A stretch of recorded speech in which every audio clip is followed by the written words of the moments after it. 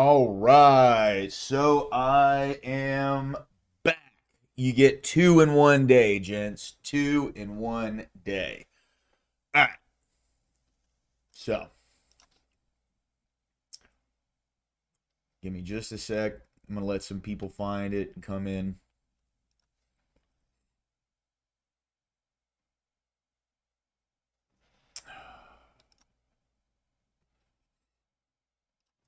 So.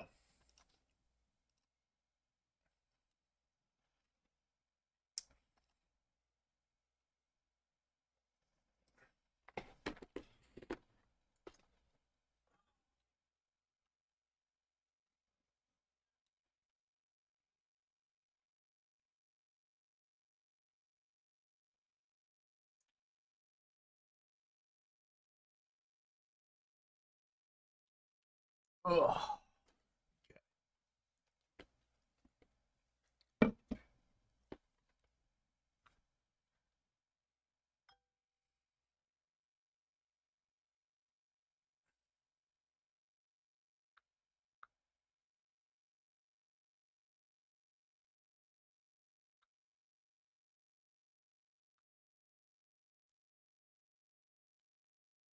What's up, Jared? Welcome back in, dude. Good to see you, my man. Good to see you. Sorry, I had to get my second monitor, which is my phone. What's going on, man? Going to be covering Trump's little roundtable thing. I was actually watching a little bit of it, but I'd like to go back and just do a semi-live reaction, and then we'll get into some other things. Oh, dude, jump up in Discord then, man. Here, I'll jump in. Cool, cool, cool. What's up, Rude? Good to see you, man. Sorry. Hey, Jared, I'm in the God and Country channel. My bad, dude. I forgot I'm on God and Country, not. Welcome back, brother. Always good to see you, Rude. I need to talk to you about OBS whenever you get a chance, man. I'd like to expand on what I can do with OBS, and I know you're an OBS ledge, so that'd be awesome. In the meantime, hey Jared, take your time, bro. I'm just cooling. Hope y'all are doing well. It's stream number 2 of the day. You know, it's funny. Earlier, I was gonna cover the House committee meeting with like the CEOs of Twitch, Discord, Steam, Reddit, and none of those motherfuckers showed up, dude. None of those motherfuckers wanted to show up and answer any questions, you know. Now, granted, they weren't subpoenaed, but still, it's like, come on, dude, that's wild. Anyway, all right, let's get back to it. So this is the Trump Roundtable. Trump Roundtable. It obviously, Fox Local New York started this shit way too late, but I'm honestly, Trump rambles a little bit, so when he started off, he probably wasn't too important of a thing to hear. So with Hamas, and it seems to be going well. So we'll let you know if that's the case. We'll be leaving probably on Sunday, maybe Saturday, maybe a little later than Saturday evening, but that seems to be our schedule. It should be clear to all Americans that we have a very serious left-wing terror threat in our country. Radicals associated with the domestic terror group Antifa that you've heard a lot about lately, and I've heard a lot about them for 10 years. And other far-left extremists have been carrying out a campaign of violence against ICE agents and other officials charged with enforcing federal law. In Chicago, anarchists have surveilled at least 4 local ICE facilities and posted diagrams of the buildings online, meaning nothing but bad. accompanied by photos of specific ICE agents that they're targeting, one in particular who's a top person and a great patriot. In July, approximately a dozen Antifa-aligned militants stormed the ICE facility in Texas and then lured officers out of the building before firing dozens of rounds at police. They were crazy, frankly, shooting one Texas officer in the neck. And in Portland, Oregon, Antifa thugs have repeatedly attacked our officers and laid siege to federal property in an attempt to violently stop the execution of federal law. Everything we're doing is very lawful. What they're doing is not lawful. And what the governor and the mayor of, as an example, you could say of Portland, and you can say certainly of Chicago, it's not lawful what they're doing. They have to be very careful. In addition, 2 weeks ago, a radical left terrorist in Dallas conducted a sniper attack on a local ICE facility, killing 2 people and leaving behind a note that read, "Hopefully this will give ICE agents some real terror." That's bad. Hey, Stammy, welcome back, bro. Good to see you, my man. Glad you're here, bro. Glad you're here. You want to jump into Discord? I'm in the God and Country Discord. This attack came the very same month that Charlie Kirk was assassinated by a far-left extremist who inscribed the words, "Hey, fascist, catch," meaning catch the bullet, onto the bullet shelf itself. The epidemic of left-wing violence and Antifa-inspired terror has been escalating for nearly a decade. At universities, Antifa has organized riotous mobs to attack campus speakers. I see it all the time. And these are agitators, anarchists, and they're paid. And you'll find that out. You'll be finding it out very soon. You should see what we have on these people. These are bad people. These are people that want to destroy our country. We're not going to let it happen. They've used armed gangs to assault local police in cities nationwide, and they've attacked journalists reporting on their crimes. So the journalists that report on their crimes, don't worry, you're very safe. I hope that's not going to turn you. Yeah, bro, no sweat, dude. Take your time. Even if you don't, bro, you know you're always welcome to hang around and chat. Around, but they have been very threatening to people, but we're going to be very threatening to them, far more threatening to them than they ever were with us, and that includes the people that fund them. Probably some of the people I know, some of the people I dine with, but if they do, they're in deep trouble. So we're going to be looking very strongly at the people that are funding these operations. When you see the signs, and they're all made out of a beautiful, beautiful paper, beautiful, nice, stiff, very expensive paper, with beautiful wood handles, all the same color. They come from very expensive printing machines. These are not people that write out their signs in a basement that believe in something. These are paid anarchists. At least they are. They are paid. They know what they're doing, and they're organized. They cannot do this without financial backing. They can't. It's impossible. 3 of these courageous journalists have personally been victims of Antifa attacks. Andy Ngo has been repeatedly beaten by Antifa thugs for his work in Andy is a very serious person, too, I have to tell you. I've been watching him for a long time. Is Andy here? That's what I thought. Hello, Andy. I thought that was you. You're looking better than you do out on those streets, huh? You look much better. It's nice to have you. You feel a little safer here, I think, maybe. Well, not that safe, because you have them. You have to worry about that. But thank you very much. Andy Ngo has been repeatedly beaten by Antifa, and including one assault that left him with a brain hemorrhage. Only days ago, Nick Sortor was assaulted in Portland by a flag-burning mob, and we've made it 1-year penalty for inciting riots. We took the freedom of speech away because that's been through the courts, and the court said you have freedom of speech. But what has happened is when they burn a flag, it agitates and irritates crowds. They've never seen anything like it on both sides, and you end up with riots. So we're going on that basis. We're looking at it not from the freedom of speech, which I always felt strongly about, but never passed the courts.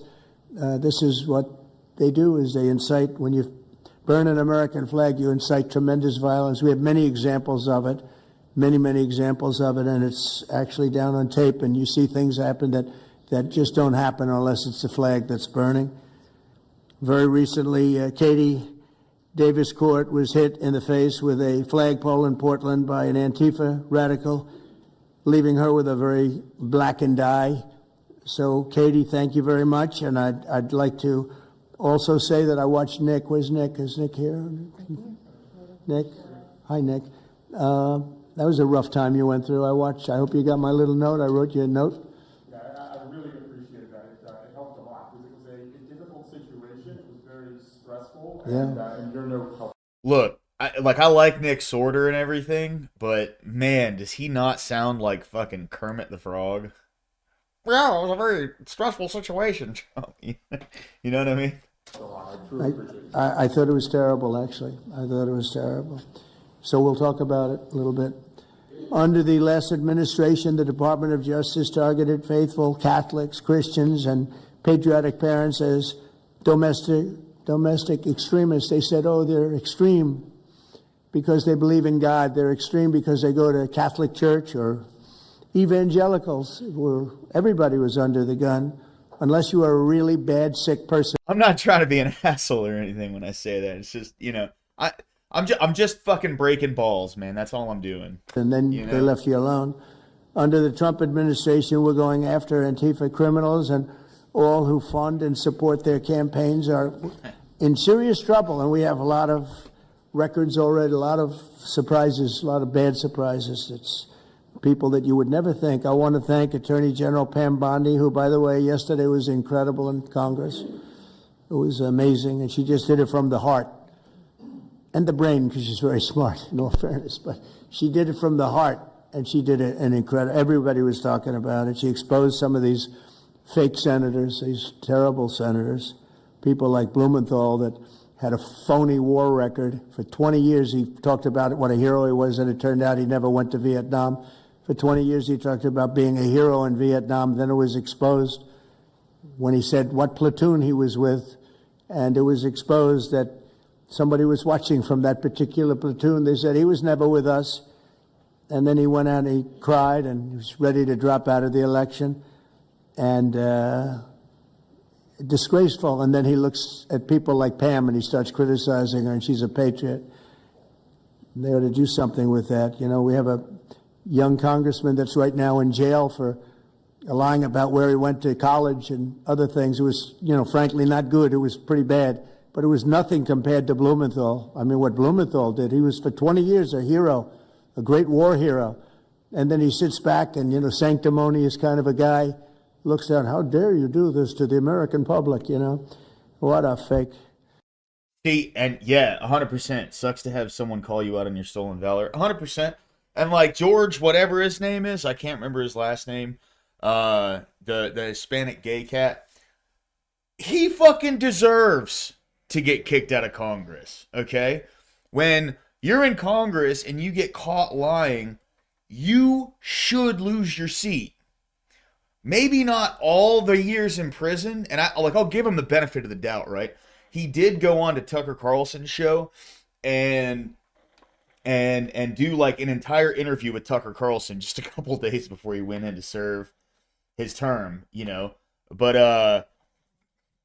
I'll give him that, But at the end of the day, bro, like, he's a liar. And the issue that we've had in our Congress is when someone in Congress lies, the rest of them, like an elite clique, like they're in a big club, they all get together and they essentially like sweep up for whoever it is, right? Unless they're on the opposite party. So, Yeah, exactly, Jared. Yeah, 100%. But I will give him the benefit of the doubt, dude. He went on to Tucker's show and like he did basically a tell-all. So I'll give him the benefit of the doubt for that. And that's one of the things he was saying was like, like what I was doing lying was nothing compared to what these other folks in Congress do, which is true. I mean, you can't, I'm not trying to downplay what he did, but fuck, man, like, it is what it is. But I thought Pam was incredible yesterday, as well as Secretary Kristi Noem, who's really out there courageously, and I appreciate it, Kristi. Amazing what you're doing. FBI Director Kash Patel, who's really coming up with some great information, Kash. It's great. Keep it coming because there's plenty of it. Deputy Attorney General, one of the best lawyers you'll ever find, Todd Blanche, who I know personally is a good lawyer because I'm here. Thank you very much, Todd. Good job, Todd. Let me ask Attorney General Bondi to say a few words, and then we'll follow it up with Secretary Noem and Director Patel. And we're going to have some of the people around the table, very courageous people, and they're going to be talking, journalists, almost all, and they're going to be talking, and we'll take some questions from the press at the end. Okay. Yeah, I'm not a fan of Pam Bondi at all. At all. I think like everything she puts her hands on turn like fucking lights on fire. So, I'm not a big fan of her. I like Kristi Noem. Trump is supporting her, but I think Trump's supporting her because she was his nominee, right? Like, and from what it seems like, she has his back, you know? So it makes sense why he would want to support her, because if she has his back, she's got his loyalty, right? And he doesn't want to let her go, even though, dude, she's fucking terrible at her job. At least in the way that she handles things with the public. And when you're an attorney general, that's a political position. It's less about, like, you know, I mean, of course it has to do with, like, you know, enforcing the law and, you know, bringing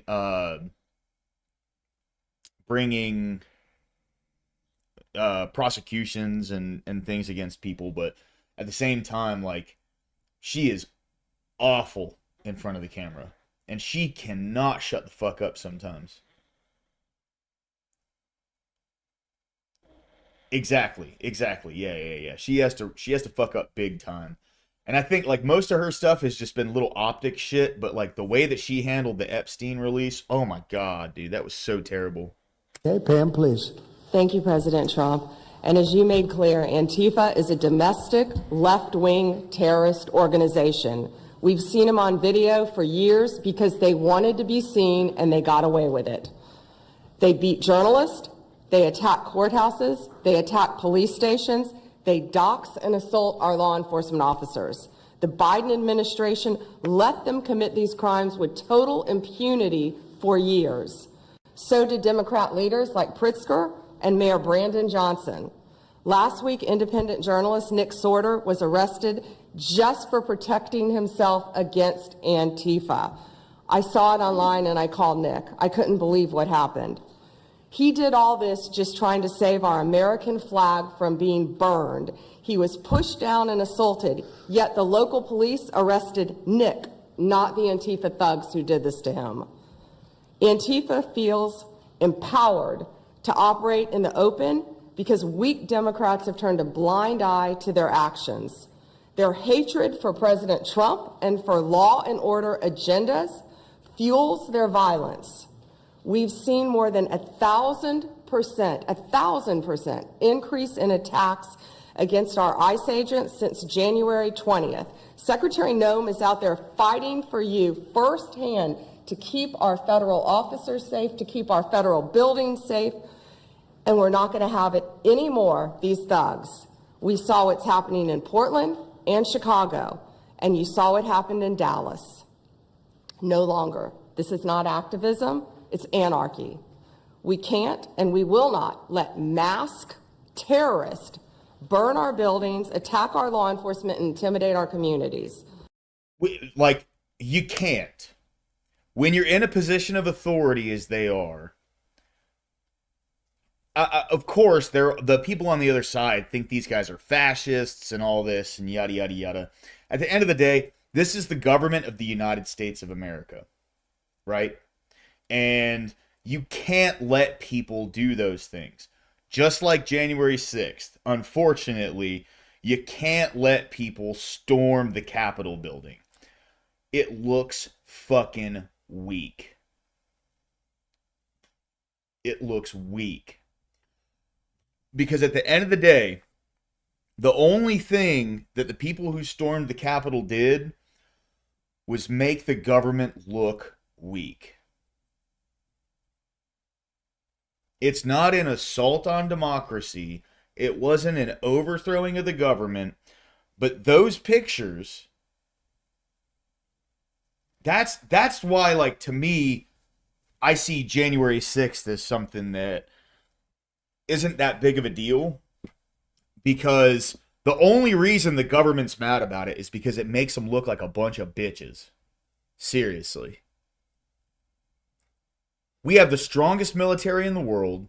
We're the most powerful country in the world. And a bunch of like Cracker Barrel grandmas and shit ran up inside the Capitol. That's why they're mad about it. And they can spin all the stories they want. I'm serious. I'm serious. But the reason why I don't believe that it was that big of a deal is because if they really wanted to stop it, they could have.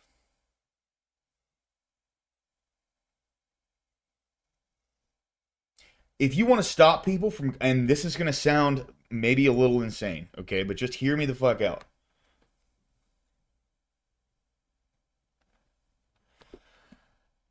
Yeah, I mean, yeah, dude, like, rude, that's fair, you know? But here's the thing. If they really wanted to stop those people from busting up inside the Capitol like that, you just start firing shots into the crowd. I know that sounds really extreme, right? But at the end of the day, they could have done it.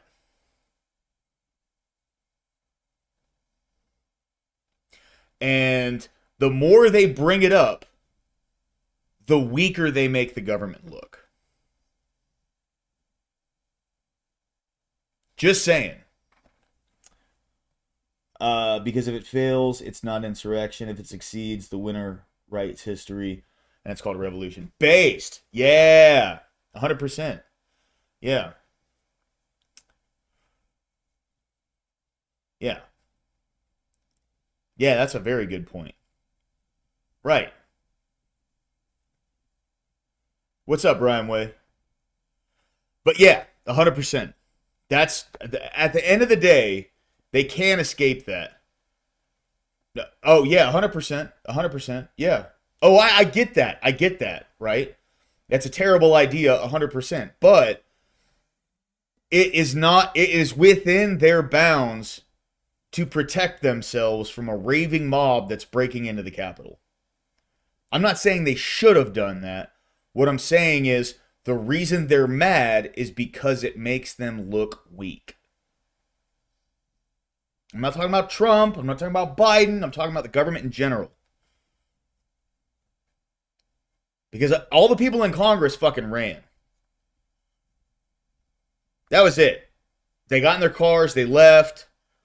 They got them out of there. You know, they talked about, oh, we were barricaded inside our thing because people were coming in to kill us. Well, they actually weren't. There's no proof of that. But at the end of the day, the more they bring this up, the weaker it makes them look. If anything, that was a very big eye-opener to how scared they are of what the people are capable of. Right? Because I can promise you one thing. If there was ever an actual threat to the government, a threat that would take the government out, the government's going to kill it. And it's going to kill it with fire and bullets. Okay? That's the bottom line. You can't convince me otherwise. Under your leadership, President Trump, we're deploying the full might of the federal law enforcement to crack down on Antifa and other domestic terrorist organizations led by Stephen Miller. And Stephen, thank you for everything you're doing. Last week, I issued a memo ordering our federal law enforcement agents, DEA, FBI, U.S. Marshals, and ATF to protect ICE officers from Antifa and other radical left-wing violence. Director Patel has been going non-stop. He and Deputy Attorney General Blanche were in Chicago yesterday, while Secretary Noem was in Portland We are around this country fighting against this domestic terrorism. We had Apple and Google take down the ICE block apps. Hope they continue to comply with that. It's threatening the safety of our federal law enforcement officers. We're not going to stop at just arresting the violent criminals we can see in the streets. Fighting crime is more than just getting the bad guy off the streets. It's breaking down the organization brick by brick. Just like we did with cartels, we're going to take the same approach, President Trump, with Antifa. Destroy the entire organization from top to bottom. We're going to take them apart. Thanks to your bold leadership and the designation of Antifa as a terrorist organization, which is exactly what they are, Americans will no longer tolerate their unhinged violence. Thank you. Thank you very much, Pam. Christine. Well, thank you, Mr. President, and thank you for hosting today and focusing on Antifa and the terrorists that they are. Let's not make any mistake. These individuals do not just want to threaten our law enforcement officers, threaten our journalists, and the citizens of this country. They want to kill them. Their agenda is to destroy the American people and our way of life, and this president is standing in their way. He is stopping them from bringing their death and their destruction to the individual citizens in this country that just want to raise their kids and their grandkids in peace and in safety. Well, so Brian, here's the only thing I have to say to that, right? And yes, it would stop everything. Deploy the National Guard, quell all of it, right? If they don't stop, you just start taking them out, okay? Now, unfortunately, I'm not saying they should do that, right? But the aim that I'm trying to get at is force can only be met with an equal or greater force. The cops can't sit down and hold hands with people and sing Kumbaya. It's not going to work.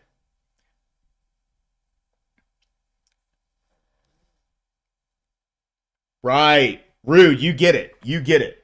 The government inflames the left and right against each other so that each side becomes willing to empower the government of them all for protection. Exactly. That's what I'm getting at, right? Where, like, the way that they maintain power and the way that they've entrenched themselves into it is by not going over bounds. But just remember, please, they have the capability to do all of that. The only thing that stops them is the Constitution. And just to be very clear, our government breaks the Constitution all the fucking time. The government doesn't give a shit about the Constitution.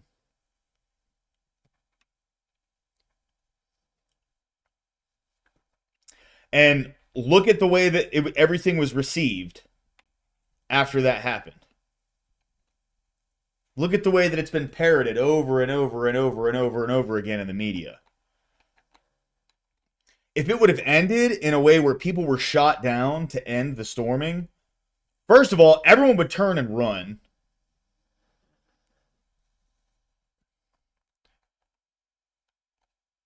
Right, correct, Rude, exactly. Yeah, but Brian, you got to understand something. If everyone stormed the Capitol and they put a few of them down, first of all those people who weren't carrying guns, by the way, are all going to turn and fucking run. They're going to get out of the situation. And the media could easily be there. And I'm not saying this is what should have happened, right? I'm just elucidating this. The media would have easily been there and said, well, they did what they had to do. And they were getting mobbed by, I think, it was like 100 some people or something like that actually like busted into the Capitol, right? They were getting mobbed by folks. So just understand, like, the repetition of this being brought up, all it does is make the government look weaker and weaker and weaker, right? I'm not saying that I wish they would have done that. I'm not saying they should have done that. I'm saying that was well within their bounds the entire time. And honestly, all they really needed to do was have those people there beforehand and deter all of it. But there weren't. There wasn't National Guard there when they knew some shit was going to go down. There wasn't an enhanced police presence there when they knew shit was going to go down, because we know that they knew that shit was going to go down that day. That there was going to be a massive fucking protest outside the halls of Congress. They knew it. Why wasn't there extra police? Why wasn't there National Guard? I want to also thank everyone around this table for being so bold and so brave, for standing up and recognizing the threat that Antifa is to our way of life. By recognizing how advanced they are, how sophisticated their networks are, how they've infiltrated our entire country, and we're seeing them play out with their tactics from city to city, and how they have built out their funding mechanisms. And sir, I disagree, Brian. I disagree heavily. Yeah. There's a lot of people on the right that thought what people did that day storming into the Capitol was stupid. If they would have stormed into the Capitol and a couple people would have gotten shot down because of that, because once you break into the building, because I've seen the videos, once you break into the building, you're not peacefully protesting anymore.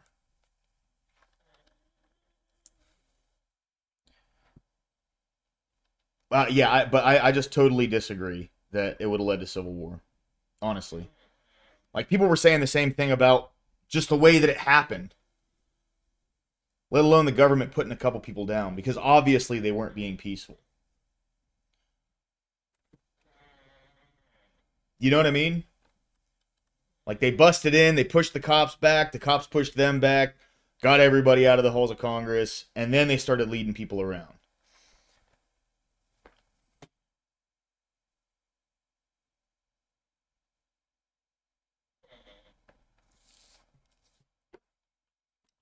Rude, maybe. Then why wasn't there a heavy police presence? Did anybody want it defended? You know? Because Trump doesn't have power over the DC police. Now he does, because DC's federalized.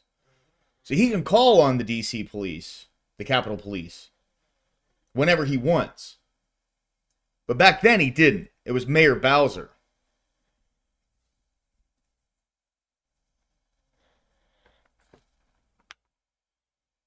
It's possible. I've seen conflicting information, right? I've seen conflicting information that, Trump called for the National Guard to be there. They didn't. Or Pelosi shut him down.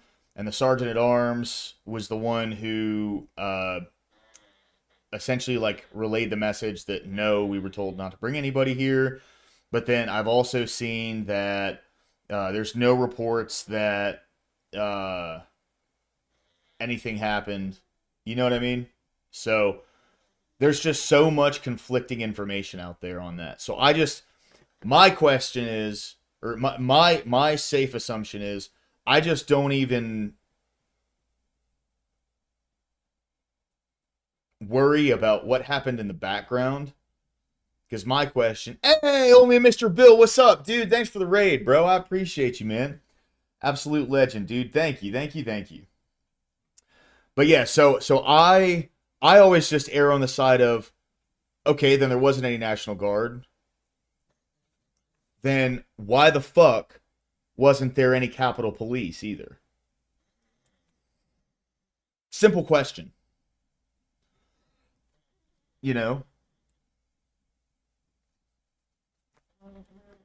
Maybe neither of them wanted it defended that day.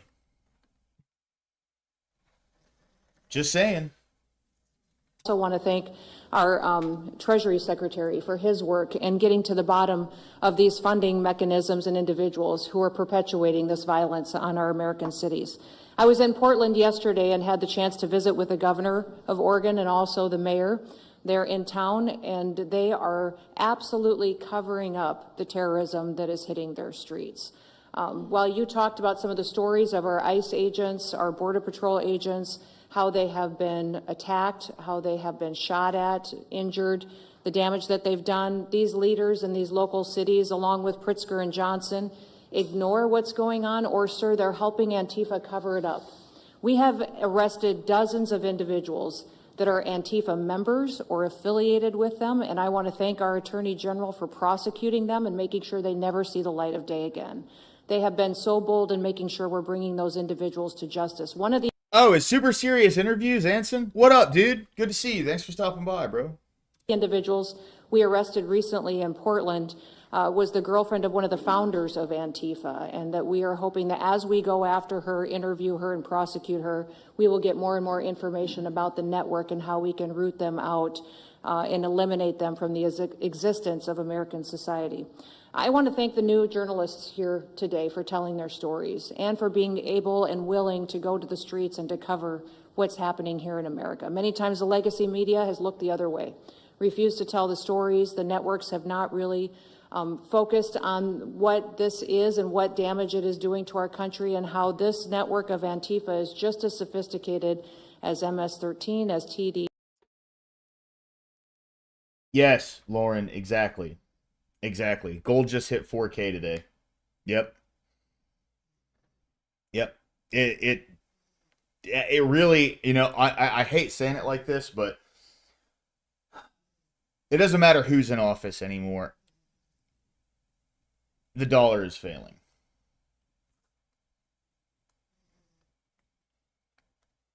Will we be able to, like, slow the drop? Will we be able to put a fucking safety net down underneath of it? Who knows? But as it stands right now, the dollar has consistently dropped for like half of a century. It's consistently dropped in value. As ISIS, as Hezbollah, as Hamas, as all of them. They are just as dangerous. They have an agenda to destroy us, just like the other terrorists we've dealt with for many, many years.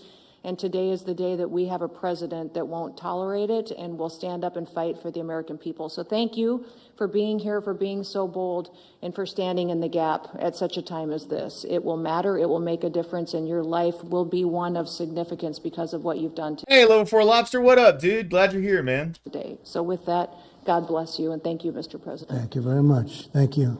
Cash, please. Thank you, Mr. President. Mr. President, the American people gave you a sweeping mandate in your victory in this election cycle, and they demanded safety and security for our citizens. And your administration, with your leadership, has provided us with the resources that we need, which is a whole of government approach to go after criminals absolutely everywhere, not just outside of this country, but within this country. And that takes a whole of government approach. The interagency seated up here with the Department of Homeland Security, our Attorney General, our Deputy Attorney General, and your White House staffers, including Stephen Miller's leadership, has allowed us to go out there and map out these networks. What we are doing at the FBI is simple. It does not require rocket science. We are following the money. Money never lies. And that's what it's going to take to bring down this network of organized criminal thugs, gangbangers, and yes, domestic terrorists, because that's what they are. They are harming everyday citizens in every single one of our communities. And the folks you see here on the right and left, they're some of the bravest men and women we have today. They're reporting the stories live time because the mainstream media won't cover it. They're putting their lives on the line. They're standing up for the flag. The least we can do is stand up for them. So you have my thanks. I read more of your stories than I do theirs because you guys are putting out the truth. And we deserve a country where you are protected as equally as they are. We, in this FBI, will go after with the criminals with a vengeance. We will not rest until we find every single seed, money, donor, organization, and funding mechanism that we have. And I want to echo the Secretary's comments on Scott Bessent, who's allowing us to map out these networks through their financial criminal activities. which has been going on for decades. And I would like to remind the American public, they built this disease temple of corruption over decades. And in 8 short months, Mr. President, you have crippled their foundation because of your leadership here, because of the interagency, because of people like Deputy Attorney General Blanche, and because of Attorney General Pam Bondi's fearless leadership to go after criminals wherever they are. They will not be able to hide. They were able to hide and Except, hey, what up, dude? Welcome in, bro. You know, it's funny. I paused right as you were pressing that fart sound bar. It just automatically does that when I join a Discord. Oh, does it? It just auto farts, yeah. That's awesome, dude. But no. All I was gonna say though when I paused it was, by the way, welcome in, bro. She will go after criminals anywhere except the Epstein list, because still no. Actually, since the whole Epstein list debacle, one person's gotten out of jail. Oh, yeah? Ghislaine Maxwell. Oh, yeah. She is out, isn't she? Pardoned. Not yet. We'll see. Didn't someone say that wasn't true? Yeah, she hasn't actually been pardoned. Yeah. It's possible it could be happening, but She's actually gonna be royally. She's gonna go back to England and get a royal. she's gonna get knighted. Get knighted, yeah. I don't know can women be knighted? I didn't know if they could. I don't know. Sir Ghislaine Maxwell. Yeah, right. Exactly. Yeah. No, I don't know, but it's crazy, bro. Yeah. I haven't really been watching this. I've been doing homework. Oh, you're good, man, dude. If you I gotta just do had you in the homework and background. shit, you gotta do homework and shit, bro. Do your homework, man. I ain't trying to hold you up. You know what I mean? No, I was just meant like I haven't really been listening too much. I've just had you in the background. Oh, fair. Yeah. It's just this is the part of it where everyone just kind of glad hands each other. It's like a circle jerk, and then they actually get into the substance of what this roundtable's about. conspire with prior administrations, and we are exposing their Oh, here, hold on. Let me So they're just share my screen real quick to the Discord. oh.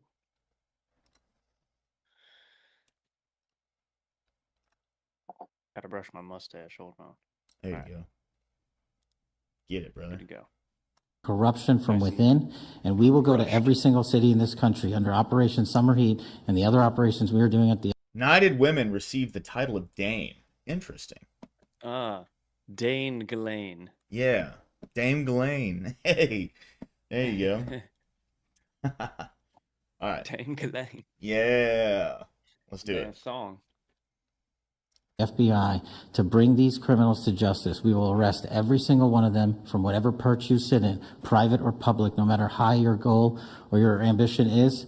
It will be crushed by the Constitution because the American people deserve law and order, and that's what we're going to give you. Thank you very much, Cash. Great job. Maybe we'll start. Good little dog.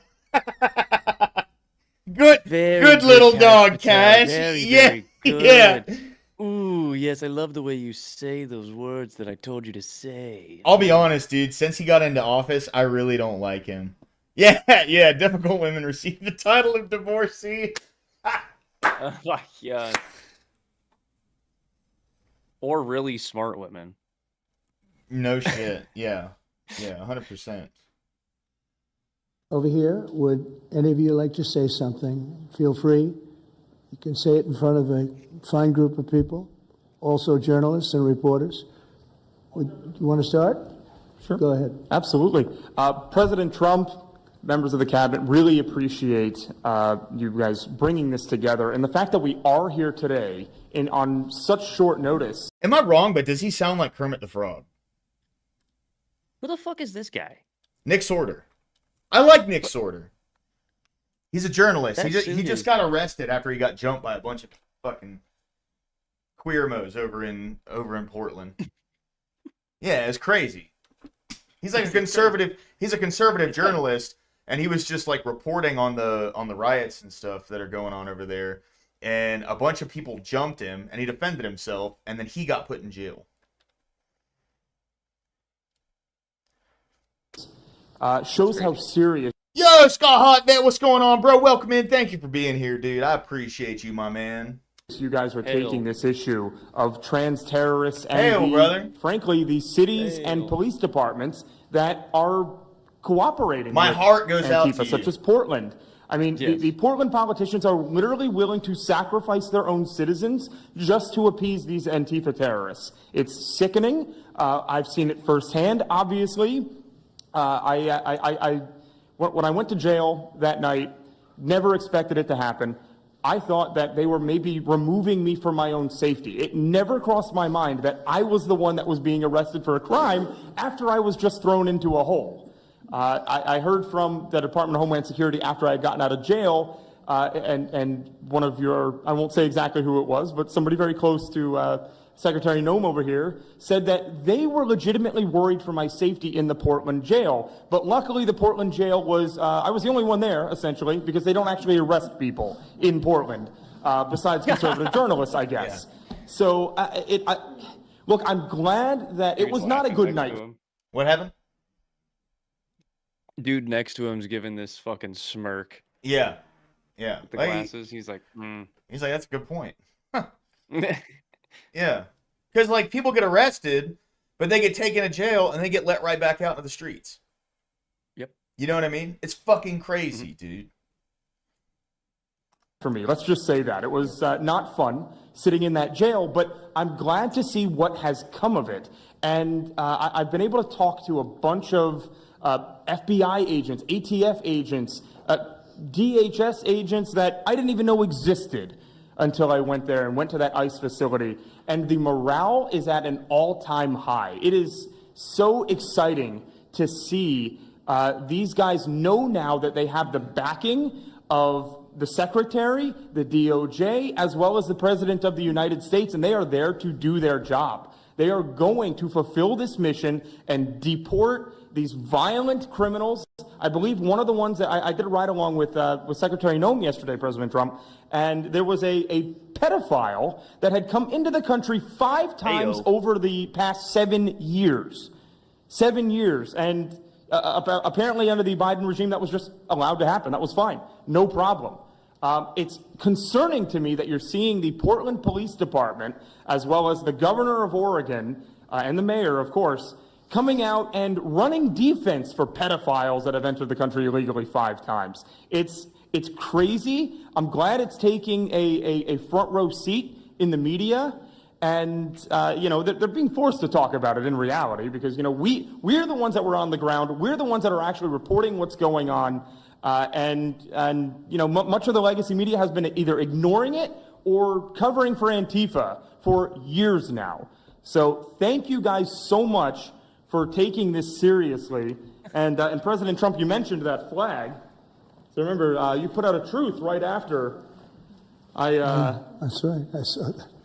took this flag from that man that was burning it in the street. I saw it. Do you know who he is? Oh, yeah, I know exactly who it is. So why don't you give it to Pam? Give it to the Attorney General, and let's start prosecutions.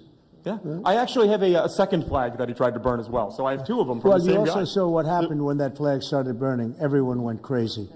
And that's when it started, when they started burning the flag. So thank you. If you could give the information, it would be great. Absolutely. And at least that horrible night made you famous. Right? You got something. I got a text from the President of the United States. Listen, bro.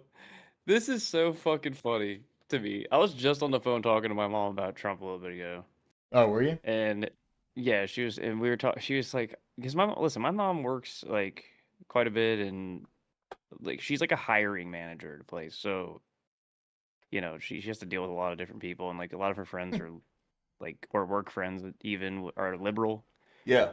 And she's kind of had this realization recently about the crazed leftists that are obsessed with Trump. Yeah. She's like, these people need God, man. Yeah. They obsess over Trump. All they think about, like, right here, that's so fucking funny and like a W for Trump to just say that. Like he just doesn't care. It's just, to him, he's like, yeah, good job, man. Not anymore, you don't. But everyone's gonna be fucking pissed about that for no reason. They're gonna, oh, Trump, he's so nonchalant. Yeah. He's just too chill. That chill fascist he is. God. Good Lord. Scott, hey, good to see you, my man. Thank you, bro.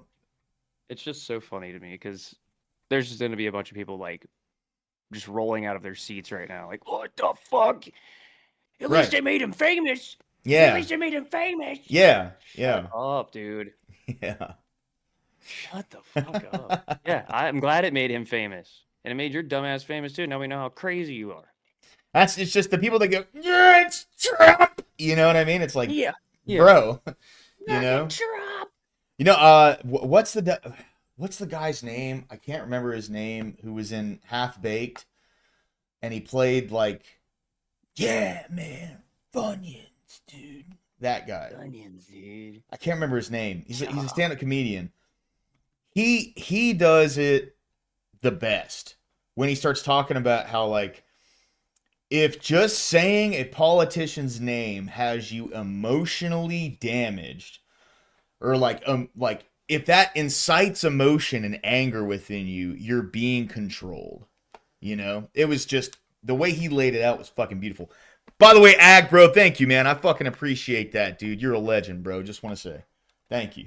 So I appreciate that. And President Trump, after that happened to Nick, I called Harmeet Dillon and we opened a pattern and practice investigation into the Portland police very publicly as to how they let this happen. Thank you, sir.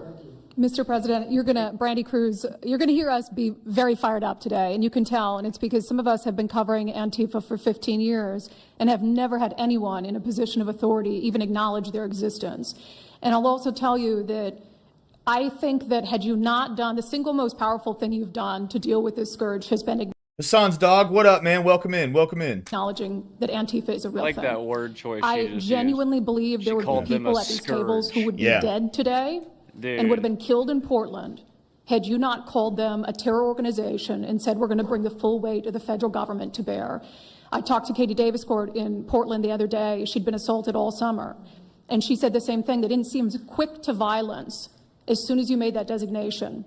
So they're thinking in their heads, they're worried. There's been 24 or so arrested in Portland. They don't want to go to federal prison. There's this video of them, one of them who was in the face of an ICE agent, and then he's in custody shaking. Once you take the mask off, they're nothing. Right. And I was told by probably a dozen people not to tell you this. I'm going to tell it to you anyway, because it's Brian, because if you hear the name of a politician and you immediately are overcome with rage, which it sounds like you aren't filled with rage when you hear Kamala Harris's name. See, when I hear Kamala Harris's name, I laugh. Just not in that like kind of laugh that she does, right? Like it's like there's like a happiness that those people aren't in power anymore, you know? But if you hear a politician's name and you're overcome with rage or fear, someone's controlling the way you think. That's all I'm saying. relevant to what we're talking about. I'm living proof that you can recover from TDS. I had strong Trump derangement syndrome for probably 8 years. This is one of the reasons I recovered from it. And by the way, it's much better to not have TDS. I'm happier, I'm healthier, more successful. I even think I got a little more attractive after I got rid of my Trump derangement syndrome. Yes. I'm a reporter in Seattle. Listen, bro. It I'm not even is. kidding. I'm not gonna lie, guys. I've been out here trying to dip my toes in the dating marketplace again. and listen, dude. Every freaking girl that I meet that would be within my like range of age and the things I'm looking for, it's like all of them have some fucking thing about Trump, some negative, crazy, skewed vision of Trump, dude. Yeah. And it sucks. It's like, bro, do you even know anything about the guy? Do you actually watch politics or at all? Are No, you bro. actually involved at all? Or and I instantly just fucking move on from him. I'm like, yeah, I ain't dealing with this shit. They're on Reddit. I'm gonna never be able to have a conversation with you because you just hate the president for no reason. Yeah. They're on Reddit, dude. They have no idea Yeah. what this guy's about. Oh, None. they're gonna be talking about that, aren't they? What up, They're BOD? Welcome in, dude. Just grab him by the pussy. You know what's up. Hell dude. You know yeah, what's up. bro. Give him a squeeze. Hell yeah. Sorry, What's that made going it on, even man? weirder. No, no, that's all right. But you know what's crazy is he was talking about like entertainment girls at parties that he would go to when he was a fucking superstar. You know what I Right, when mean? he was like, yeah, Like, out partying it up, some girls out there dancing on him, and she's literally paid to do shit like that. yeah, dude, he was a fucking like playboy in the 80s. You know what I mean? There's pictures of him on his boats surrounded by like beautiful fucking 22-year-olds in bathing suits and shit. You know what I mean? Yeah. Like the guy was on top of the fucking world. Women would do that for someone of his stature, especially a like, I don't know if he was a billionaire back then, but he was at least a like multi-hundred millionaire. He was close. Yeah. So like, the guy was fucking loaded, dude.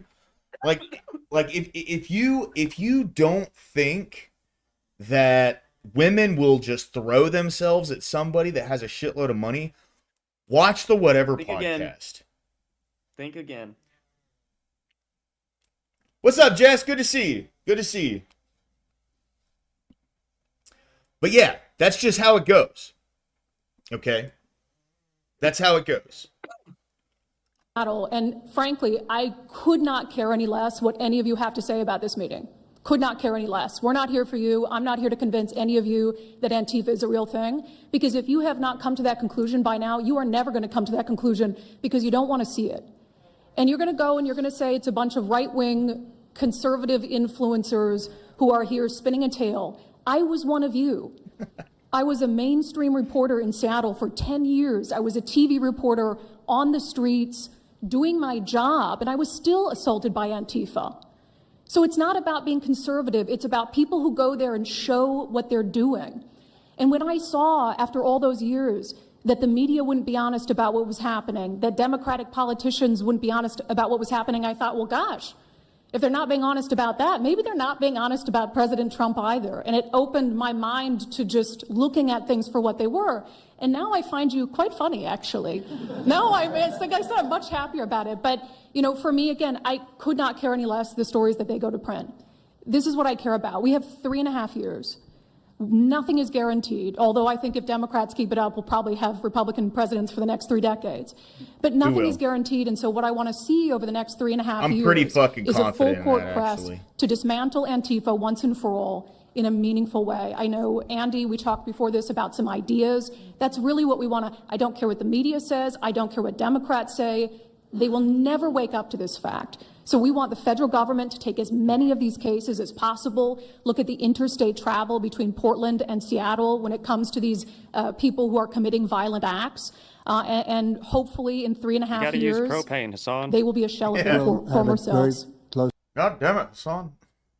Hassan, you got to use propane, son. Yeah. That clean burning propane. Environmentally friendly, and it cooks your burgers to medium rare. Yep. What happens if someone Darn. wants to cook them higher than that, Dad?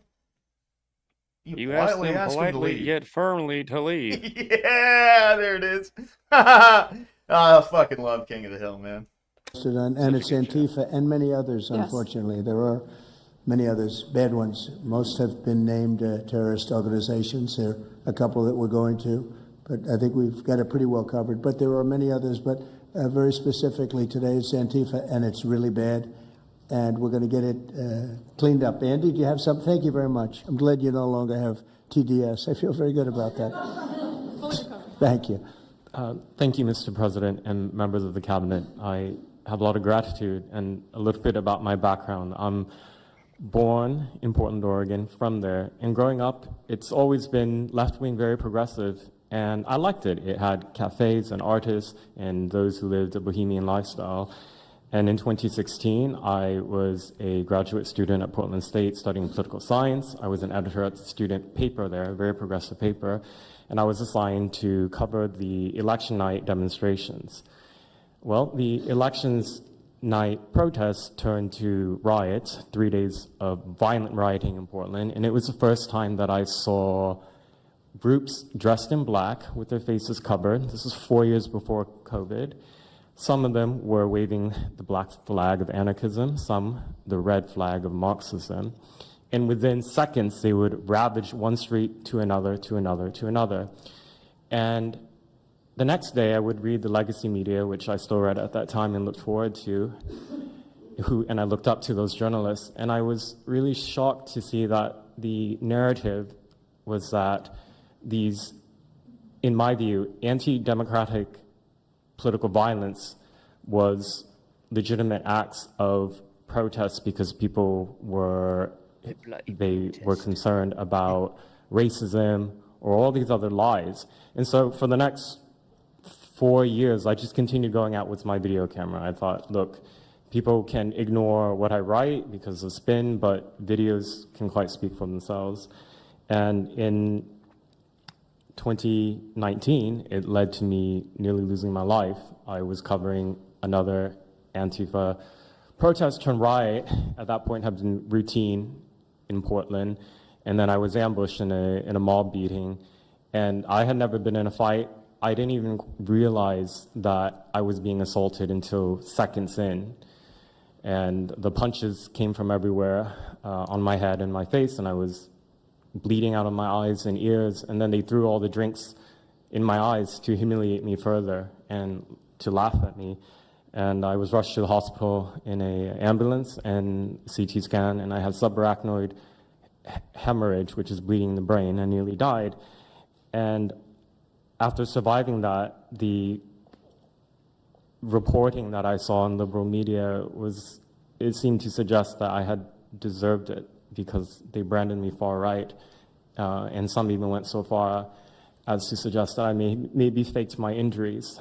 A BuzzFeed reporter asked for my medical records, which I did provide, but this felt so, it's like because I didn't die in that attack, there was another round of people who wanted to finish me off. But I continued, and then 2020, Portland was really the epicenter of the longest political violence. Those months of riots, I was on the ground, undercover, and there was an assassination there. There was a supporter of Donald Trump named Aaron Danielson who was shot dead by a self-described Antifa member who then fled out of state and died in a shootout with U.S. Marshals. In 2021, I returned undercover, naively thinking that enough time had passed, and was chased through the streets of downtown and beaten, nearly choked out. The person who was trying to choke me out held me so tightly that I had the blood, the vessels in my eyes burst. So one of the symptoms were my eyes were completely red after that, and I was hospitalized. So thank you so much for acknowledging Antifa and for directing your administration to treat them as domestic terrorists. It's going to be really challenging because how they organize is that they are decentralized, autonomous, and they operate on deception. And we're still to this day told that they don't exist, that it's a figment of our imagination. I think the DOJ could look at federal conspiracy charges. The state of California and San Diego County last year broke up an Antifa cell in San Diego. And I think maybe perhaps the State Department should designate Antifa, its international arm, as a foreign terrorist organization, FTO. So thank you so much for this invitation, Mr. President. Thank you very much, Andy. Great. That's a rough time you had, huh? So the chokeout was almost the end, you felt? Yeah, that was my only near-death experience in my life, and I'm quite shaken when I think about it now. It really feels unbelievable to me that on this. What's up? So something about Trump that I feel like a lot of people, when they watch him, because he's not laser focused on the person the whole time they're speaking, they think he doesn't care. But did you notice how right away he answered a very unique detail of his story? Yeah. And went back to it. People think that he's not like paying attention, bro, or something, and it's really annoying to me when people act like he's sitting there not listening. Because he is. He just talks to people all day. Yeah. So he has to like pay attention in a way that he's going to be able to answer quickly and concisely and make his point. He doesn't have time to sit there laser focused on every detail of the story, but he pays well attention. Yeah, I assure 100%. anybody that thinks he isn't. You know what I mean? I feel like I needed to say that, bro, because the people always point out, why isn't he like looking at him? Why isn't he doing this, bro? He's fucking listening. Yeah, yeah, How else do you listen, right. motherfucker? With your ears. Yeah, exactly. Let's all sit around. Now, everyone give them your full attention. Everyone smile at each other the entire time. Please. Get out of here, dude. Sorry, I had to say that. It was itching me. Hey, EOD, stop doing that, bro. Please don't, like, delete comments and stuff unless it breaks TOS. But yeah, so, I mean, Andy, no, he's a real one, right? Like, he's been out in the streets. He's been doing this thing for quite a while. You know, he's going on 10 years now, I think, right? So he's seen this from basically day one. Never Lucky, what's going on, my dude? Welcome in, bro. Welcome in. Yeah, every time I try to finish someone else's sentences, Never Lucky, it like they always go, no, that's not what I was gonna say, you know. And then I look like a fucking idiot, so I just like listen to what people have to say now. You know, they look at me sideways. Streets of America, that this type of violence against citizens could become so routine and accepted and cheered on by people. Although, you know, in the immediate aftermath of Mr. Kirk's assassination, we saw again that type of depravity play out on quite large swaths of the left. So there's a deep sickness that's in this country right now, and it pains me a lot to acknowledge it. Yeah, the amazing thing is you look at Portland, and you see fires all over the place. You see fights and, I mean, just violence. It's just so crazy. And then you talk to the governor, and she acts like everything is totally normal. There's nothing wrong. It's almost like, are you waking up from a dream or something? You see it on your network. You see it all over the place. And it's so bad. It's so crazy. It's like the movies you see for the kids, I guess not only the kids, adults also, where you have these bombed out cities and these bombed out people. It's like worse than that. I don't think they could make a movie as bad. And then the governor will get up and say, I don't know why they're coming here. It's such a wonderful place. And the amazing thing is the people want us to be there. The people, when they get the real people that live there, many of them have left, but the real people want us to be there. The same thing in Chicago. So they've had 60, 70 murders over a short period of time. Murders, people that got shot.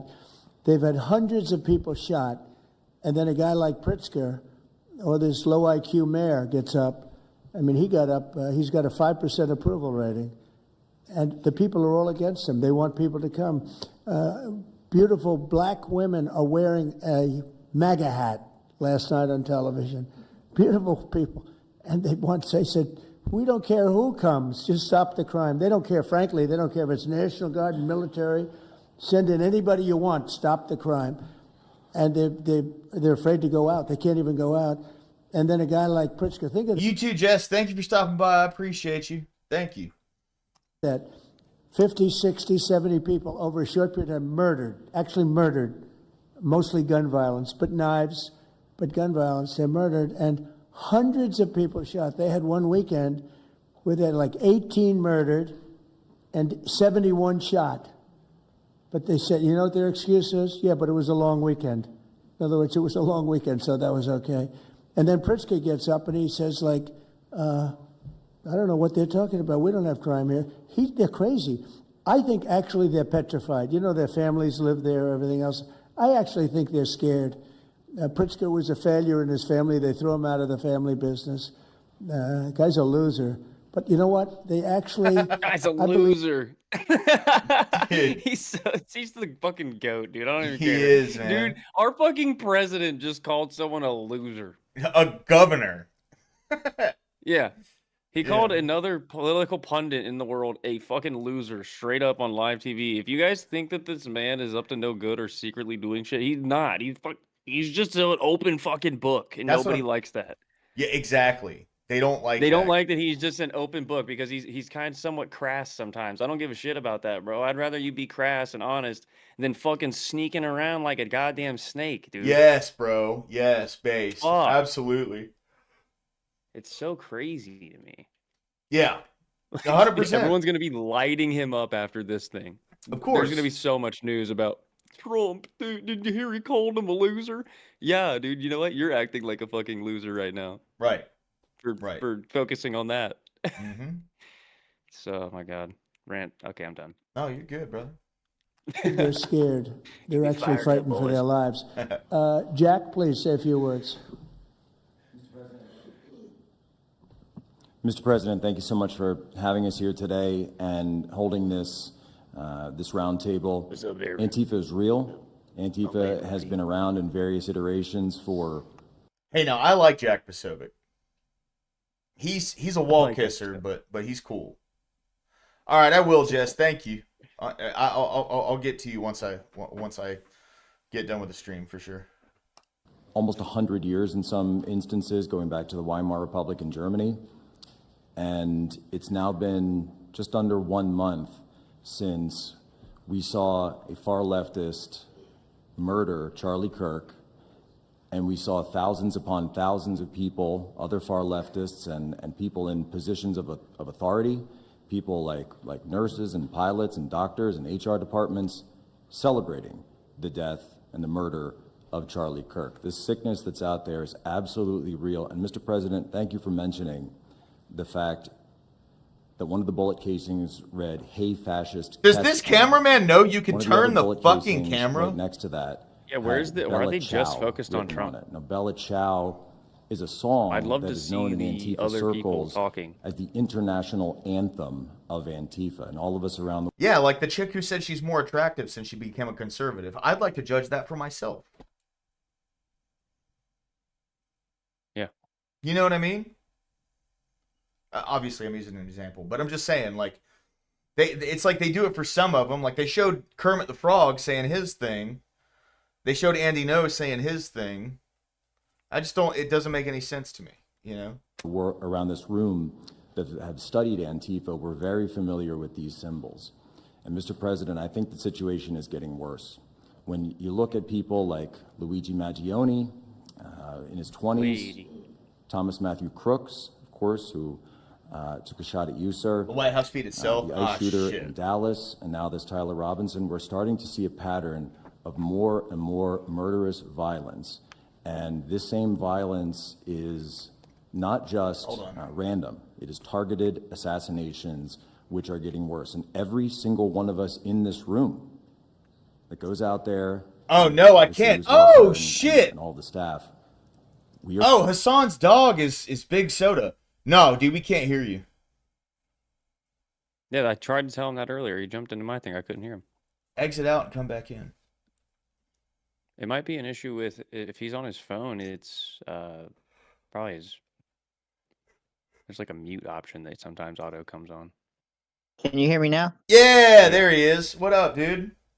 What's up, guys? Bro, I didn't realize you were Hassan's dog, man. Yeah. That's why I was like Hassan's dog.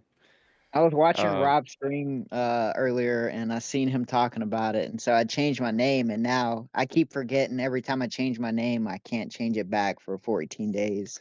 Oh shit. Yeah, I loosely covered it in my stream earlier today. Yeah, no, I think I caught the tail end of that, and then I was afterwards. I think I responded after I had changed it. Yeah, and I thought that'd be funny. Yeah. Well, welcome in, bro. How you doing today, man? Oh, I'm just setting up this debate. I think we got the topic kind of fleshed out. Nice, dude. I think it's going to be. I wanted to go. Is the moderate right responsible for the downfall of conservatives? And then I think he's going to make it more about. Hang on, girl. 1 sec. He's going to make it more about. Fuck, I got to scroll back. Give me 1 sec. Oh, you're good, man.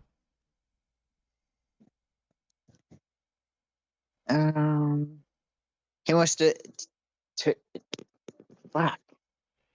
I didn't realize how many messages we sent.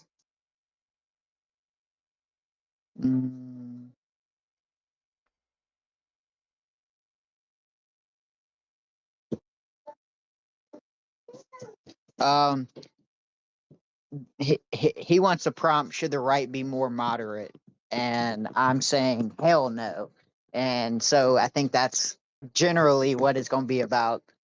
I told him it's okay if we travel outside of that. Yeah. I mean, we are, like, the right already is moderate as fuck, dude. Look at Or I Trump. would say, yeah, I was also going to say, every time the right's been more moderate or been closer in agreement with the left is when things have become way more detrimental for the right. Well, I mean, like, look at Trump being in office right now. You know, Yep. like he's pro gay marriage, he's pro choice. Like he's not a pro life president. Mm-mm. You know And what I'm these are all saying? issues we've lost heavily because these issues have now become like cultural acceptance. Right, Even right, though a large portion of the right just 8-10 years ago did not agree with it. correct. Yeah. So we're probably the most moderate Republican Party we've ever had. You know what I mean? Yeah. That's just how And it then goes, man. I think I'm going to try and tag him.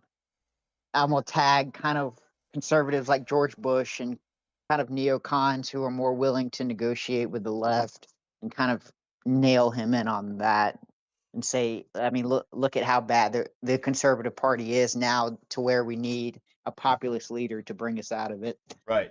Yeah. There you go. That works. I'm with it. All right, let's get back to the round table. We're now under that threat every single day. And working there at Turning Point USA, and I've spent just about the last month out there in Phoenix with Erica, with the family, with the team. And I will tell you this, Mr. President, even though going through something like that, which is an absolute nightmare, and people say, what was it like to speak in front of all those people? It was horrible. Every second of it was horrible. But we're not going to quit. And Turning Point USA is continuing the tour that Charlie was on. We had 6,000 people when we went back to Utah. We had 5,000 people last night in Montana, if you can believe that. We are continuing to organize on campus. We are getting more and more people coming out in the face of this threat, knowing what happened to Charlie. But Mr. President, we need to do something about this because I fear that the next one who could be killed could be sitting at this table right now. And we're not going to stop, but they need to stop, and they will not stop until they are stopped.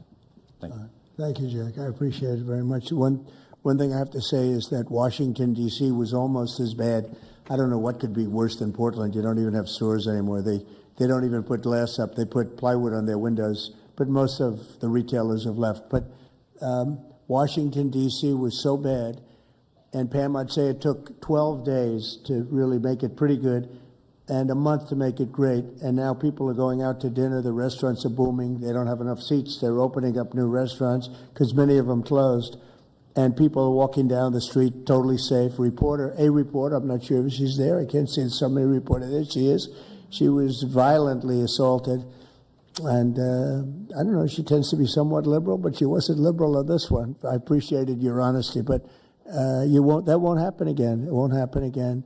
You're lucky you're alive, frankly, with what happened. I know exactly what took place. So Washington, D.C., our capital, we thought we'd start there appropriately, and it's safe, and people are so happy. They're so happy. And now it's a couple of months. I went to dinner there. I felt totally safe. I gave a press conference right in the middle of the street, which I don't think Secret Service was thrilled about. But, I'll tell you what, I wouldn't have wanted to do it 6 months ago. It's incredible what happened. Now we're in Memphis. As you know, we're having a great impact in Memphis. It's been only a week, but it's, Cash, I hear it's been amazing what's happening there just very early. But you take a look at D.C. and you take a look at some of the other. We've had a big impact there. What we haven't said, because Pritzker said, well, crime is going down in Chicago. Well, 5 months ago, Cash went to Chicago with a lot of FBI agents just to prepare it so that we went in with, I guess you could call it a surge, call it whatever you want, but would be even more effective. And we're going to be doing that and very, very strongly doing that because Chicago is a very unsafe city. It's a great city. The head of the Union Pacific Railroad said, sir, please save Chicago. It's a great city. It can be saved. Other cities are gone. I mean, they're lost. They can get better, but they're just really, they've been so decimated.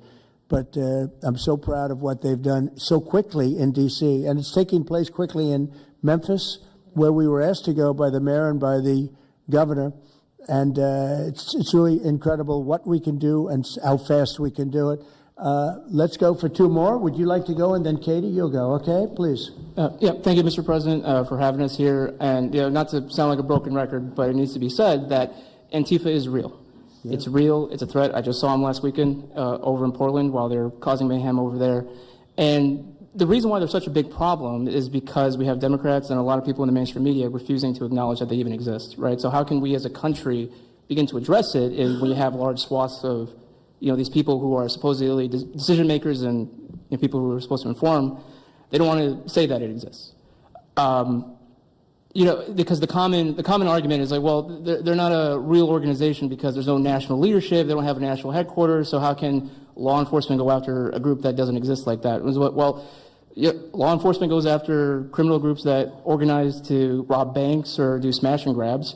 They don't have a registered LLC, they don't have official membership cards, they don't have a business address, but law enforcement still goes after them because they're working as a group. These people don't just show up, randomly at the same time to do the same thing, dressed in a very similar fashion, espousing the same ideology. And they say, well, it's an ideology. It's like, well, yeah. With masks getting dropped off, with pallets of bricks getting dropped off, with signs that are obviously printed on high-quality material getting dropped off, that all have the same wooden, thing to hold.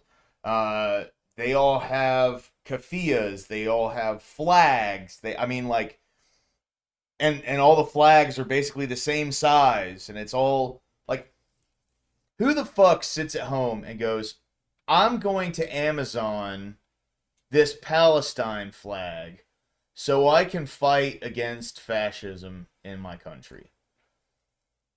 Who actually fucking does that? Can we be, just honest for a second? You know what I mean?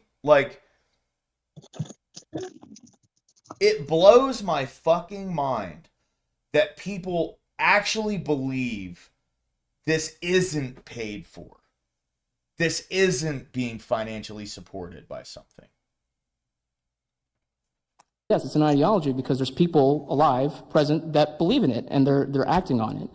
And so I've been very well aware of what Antifa's been doing. I was very busy during the riots in 2020. That was probably my most exposure to them prior to this year.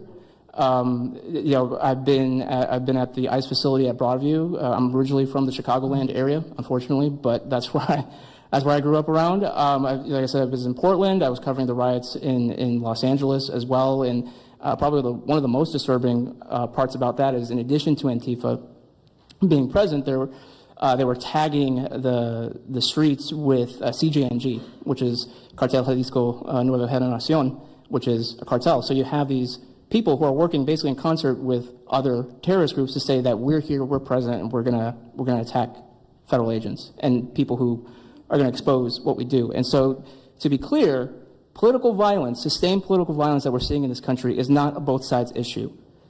I was, I was at Charlie Kirk's memorial in Glendale recently. Conservative gathering, totally peaceful. It was the most peaceful gathering that I've been at. Every other time that I've been covering violence in the streets, just this year, forgetting. It was the most peaceful. There hasn't been one more peaceful than it ever. No. Never peacefuler, never more peacefuler than ever. Yeah. Very good. I'm sorry, I had to. He's talking to Trump, you know what I mean? Let's be a little lighthearted. It's been almost a month now. It's not too soon anymore. You know what I mean? Let's be a little lighthearted about it. It's always too soon. No, it's not. It's still too soon for 9/11, bro. Chill. No, it's not. I'm just kidding, bro. It isn't. I'm just kidding. Yeah. I'm just kidding. Just this year, it's always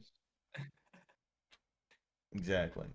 It's been from left-wing people, radical left-wing people, and it's not even just Antifa anymore. The shooting that happened in the defensive shooting that happened in the Chicago area, that wasn't someone dressed in black bloc. That was just somebody that had taken upon themselves to go out and try to interfere and ram federal vehicles. So people are becoming more and more radicalized. And that bitch got lit the fuck up, dude. Yeah, 100%. You deserve it. If you're ramming your car into federal officers' vehicles and they open fire on you, that's a fucking Ripbozo, dude. Yeah.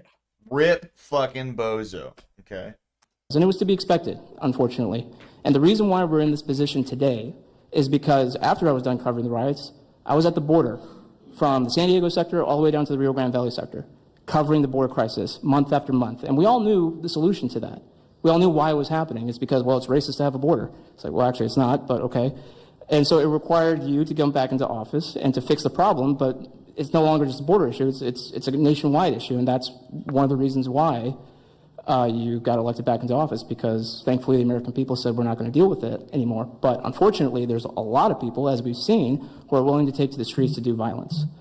And that's a scary thing, because typically when I was in 2020, I was covering Minneapolis, Los Angeles, Portland, Seattle. I was over in Chaz, and that was to be expected. But now, because the issue of immigration, illegal immigration, is so widespread, riots can happen anywhere. Attacks can happen anywhere. So that's why it was weird kind of going back to my home state to cover this violence. I mean, just after the Dallas shooting, they were chanting outside Broadview, shoot ICE, shoot those, efforts, shoot those efforts. So I'll just leave that. Thank you so much again for having this. This is very dangerous. We don't work for companies that have billions of dollars. We're running and gunning often on our own. We became friends. A lot of us are friends because we would see each other all the time, and we became friends because we wanted to have someone watch our back while we're out there. Because like I said, we're just out there. And but we'll continue to do it because it's an important topic. It's an important issue. The American people deserve to know what's happening in these chaotic situations, and we're more than happy to do it. So thank you, sir. Great job. Thank you very much. Katie, please. Hi, Mr. President. It is an honor being here today, and I first wanted to start by thanking you guys for designating Antifa a terrorist group. It's exactly what this group is. It's a long time coming. I'm an investigative journalist from Seattle. I work for the Post Millennial alongside Andy No and Jack Posobiec. I have been infiltrating Antifa cells in Seattle and Portland for the past decade. I know their inner workings, and Antifa uses extreme political violence to crush the civil rights of their political enemies and believes that violence is justified by any means necessary. But today, I want to focus on what is happening in Portland at the ICE facility. I've been covering this for the past 4 months, and this is a call out to corporate media who has completely ignored this story or has falsely reported on it. This is nothing short other than a sustained attack on the United States, which is being supported by Democratic elected officials. The Portland Police Bureau has completely abandoned several blocks outside the ICE facility, giving away their jurisdiction to a terrorist group who has spent the past 4 months harassing, assaulting, and intimidating anyone they perceive to be against their cause. Not only have federal agents been relentlessly assaulted for more than 100 consecutive days, black-clad anarchist militants concealing their identities behind black facial coverings have been assaulting reporters just for trying to cover their crimes. Today, I am sitting here with a black eye and a concussion after being violently hit in the face with a metal pole while reporting outside the ICE facility just this past week. After the attack, I immediately went to three Portland police officers who refused to detain the suspect. I took the time to chase down the suspect in the streets, had her held for 35 minutes. I was waiting for Portland police to come, and they never came. Then that's what opened my eyes to what this group is actually doing. I watched 20 Antifa militants help my assault suspect escape into an Antifa safe house that is 1 block away from the ICE facility.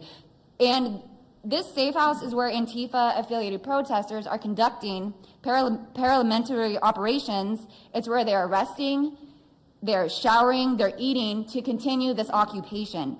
I have staked out this safe house and have observed shift changes This group is highly organized. It is being funded through mutual aid groups, and they have no plans of stopping. Residents living across the ICE facility have been held hostage by Antifa. They're begging for federal intervention. The city refuses to help, and they want you, President Trump, to come in and restore law and order. I want to stress the importance of taking this situation seriously, because when I first started reporting on this occupation, I went undercover in Black Bloc. I talked to these Antifa militants. I lasted for about a month.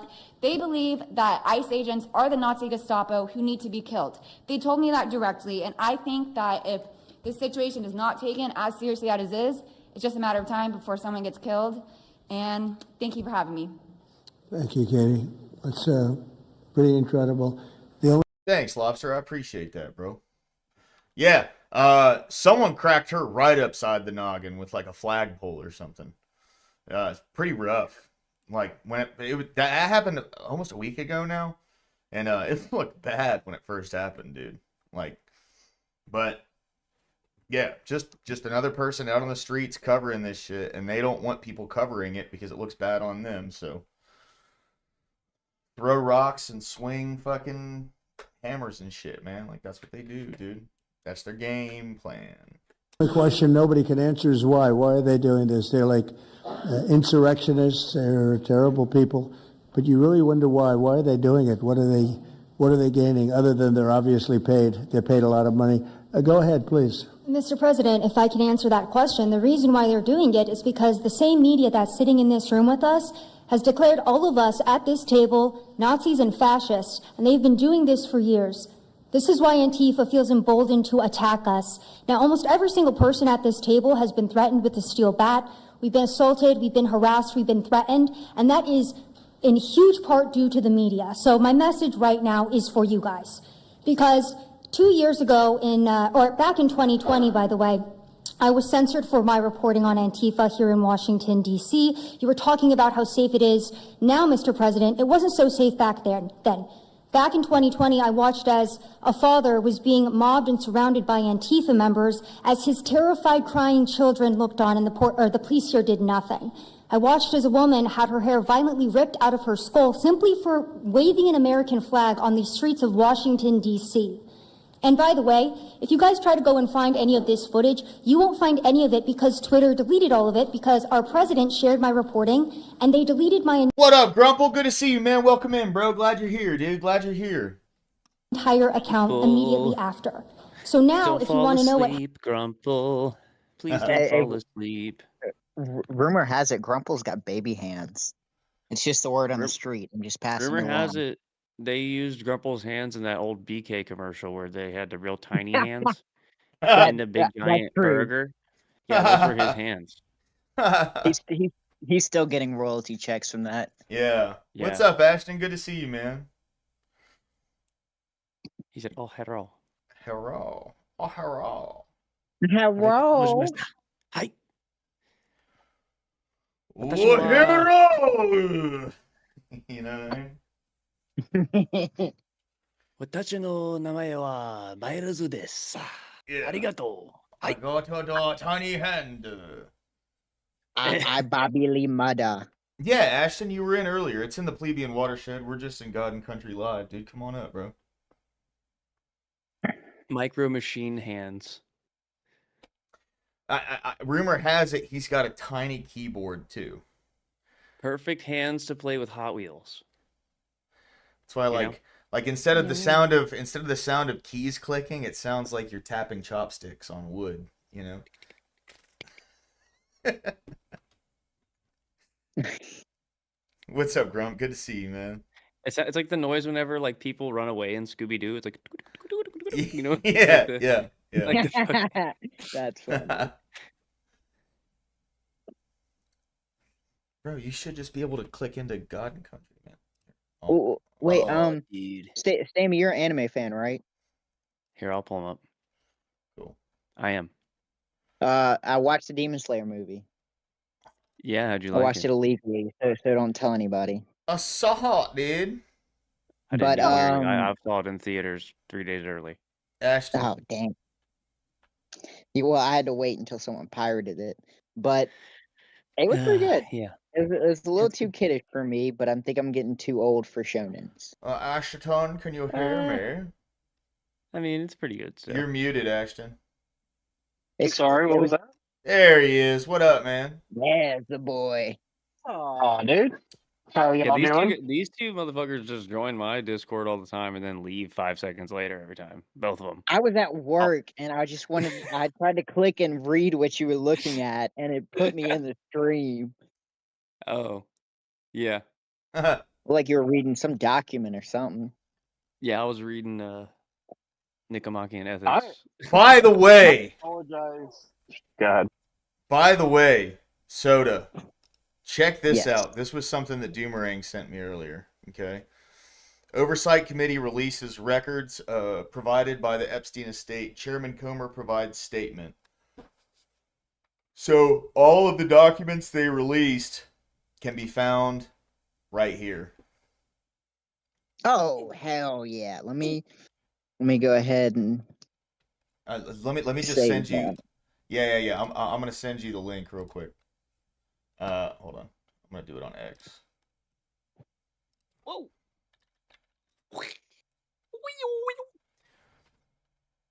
You know what that reminded me of? That reminded me of fucking Kung Pao? Yeah. Wee. Yeah, my whole stream, dude. I have like all the noises. I have like 50 Kung Pao noises on my stream. You can literally just play her noise. Like, I hate how you can't just send a fucking link on X. Here, hold on, I'll be right back. I got this. Dude. I'll send you a link, dude. A sausage link. So, while lower class is going to the restroom, I would like to say I got into a nice debate today with the Thorpes and came out on top. Which was it? Both of them, or just the father? Both of them. Both of them. No. Shut them both up real quick. Ben tried to come at me with an ad hom attack, and I basically made him look like a fucking clown. Well, he has a tendency to naturally do that. He tried to say and you guys, I've known you guys long enough. You guys know how I put my family first, above everything. Oh. And like my wife is a very traditional wife. She takes care of the house. She works only because she likes having a couple extra bucks in her pocket. He's like, oh, maybe you just abuse and mistreat your wife, and maybe that's why your ex-wife left you. I said, no, my ex-wife left me because she was a whore. Well, it's so interesting because I haven't seen them around lately. Like I don't know. I mean, I know they have their own channels, but like I used to see them a lot more in the panel verse, and then now it's kind of dried up almost completely. I've seen them more. I feel like I've been seeing them a lot more on Ryan's channel, and that's where I actually had the pleasures of talking to them today. Hey, Tootie Bug, thanks for being here. Welcome back in. Welcome back in. Go ahead. Does Ryan? I mean, does Ryan enjoy their company? Does Ryan think they're kind of off-putting? I have no idea. I have no idea how Ryan thinks or believes. I mean, he allows them on their platform, so I mean. Like I said, he tried to get me into an ad hom attack, and he tried to get me into like a parallel situation to where like I would renounce myself or like try to catch myself into a lie, and it didn't work. And then he got super. You could tell in his face he was getting agitated because I wasn't letting him go on anything, and then he just kind of like stopped. It's like, bro, don't try to play me against the battle of wits. I will win. I mean, I think the last thing that I seen from them was, I think the last time Andrew Wilson talked to him, and that was the last that I've seen any content I've seen from them or heard about them. Hey, John, thank you very much. I appreciate it, man. What a legend, dude. Thank you. Thank you for the $5, bro. Thank you very much. Much appreciated. I'm just going to do rap ad-libs every time someone donates. Thank you for donating. Yeah. I did. You know, honestly, I I need to figure out how to, out of OBS, do like sound. I can help you. Sound I can show you cues. that, dude. Hell yeah. It's pretty. Yeah, Stamey knows everything. Yes. He said Stamey knows everything. Not everything, bro. Not Stamey's everything. Now, Thank you for boosting my ego, am though. I I really mistaken? appreciate it. Of course. Is the Hey! chick Thank you, GB. I sitting to the appreciate it, left man. of Trump? Did someone Is donate? that Yeah.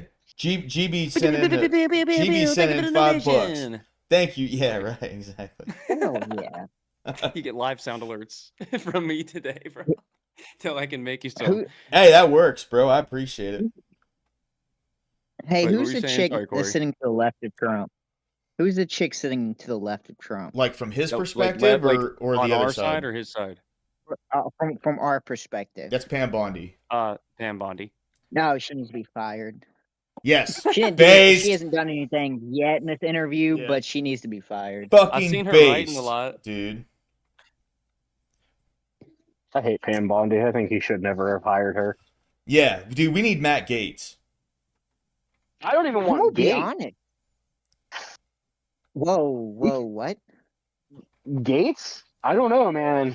Yeah. I feel like there's a better option other than Gates. That's just a hot take. I like Matt Gates. Matt Gaetz is a good representative. Be on it. I think Gates is kind of he's young enough to where he wants to pick the fight, and since down in Florida they tried to hit him with that honeypot scandal, I think he's kind of seen particular instances of kind of the weird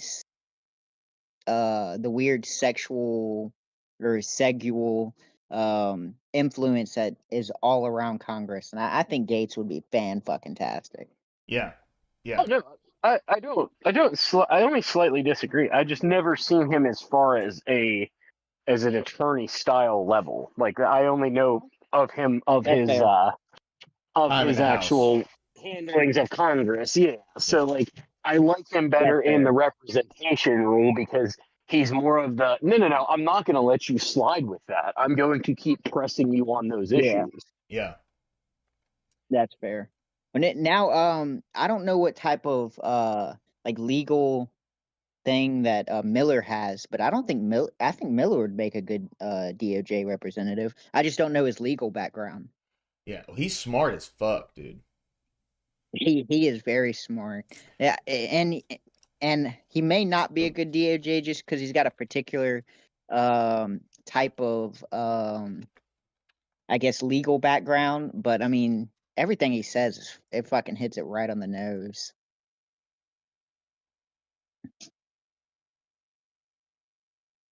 That's dumb. So there was a thing where Stephen Miller said that Trump has plenary authority over something, and I can show you guys here in a little bit. Happened in 2020, all you're going to see is the media headlines that said that it was fiery but mostly peaceful. Thanks for that one, CNN. The reality is that it was an extremely violent period of time. Apologize, And I for the did not hear the question.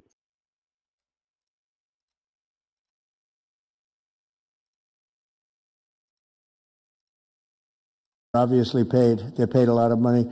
Go ahead, please. Mr. President, if I can answer that question, the reason why they're doing it is because the same media that's sitting in this room with us has declared all of us at this table Nazis and fascists, and they've been doing this for years. This is why Antifa feels emboldened to attack us. Now, almost every single person at this table has been threatened with a steel bat. We've been assaulted, we've been harassed, we've been threatened, and that is in huge part due to the media. So my message right now is for you guys.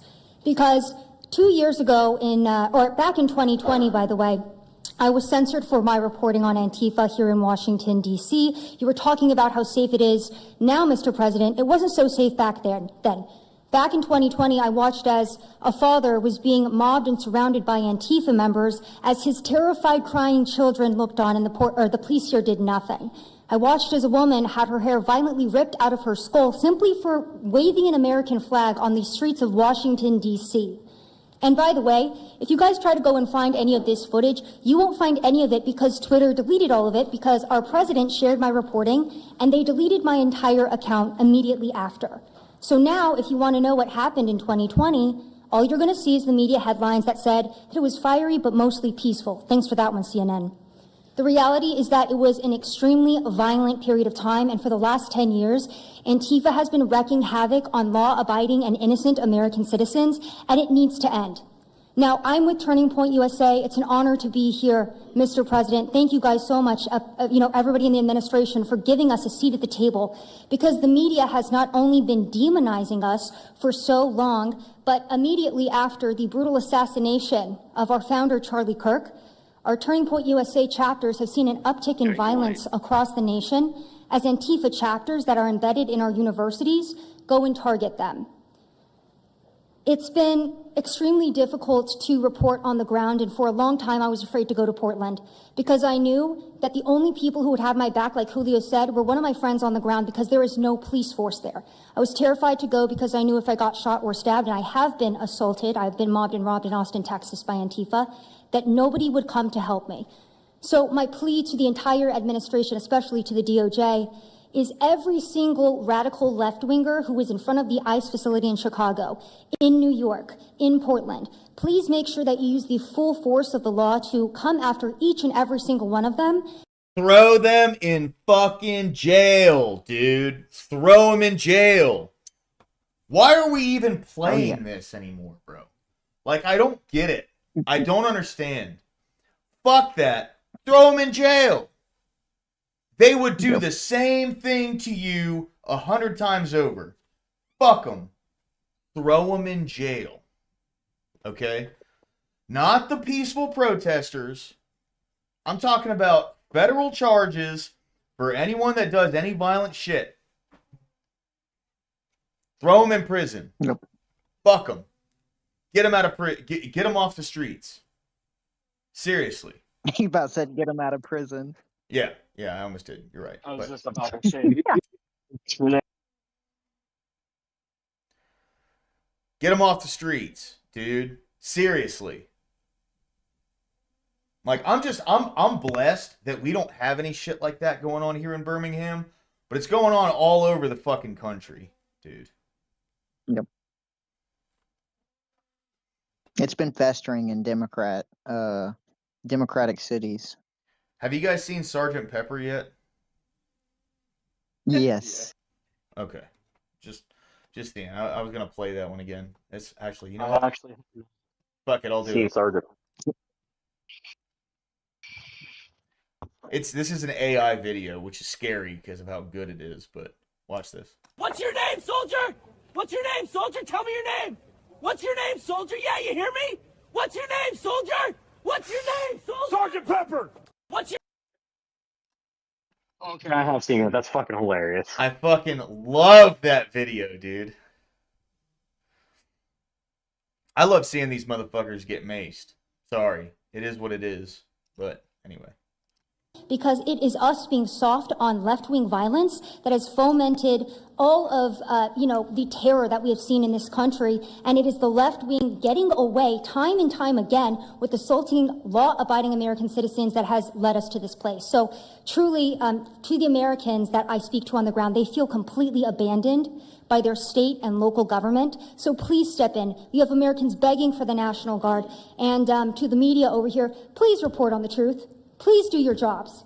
I'm an American citizen. Everybody at this table simply views ourselves as American citizens who have an iPhone and the will to actually tell the truth. So please take your job seriously and tell the truth to the American people. And thank you for letting me be here on behalf of Charlie to continue his legacy of cleaning up the country. Thank you, Mr. President. Thank you. But then where will we get the donor money?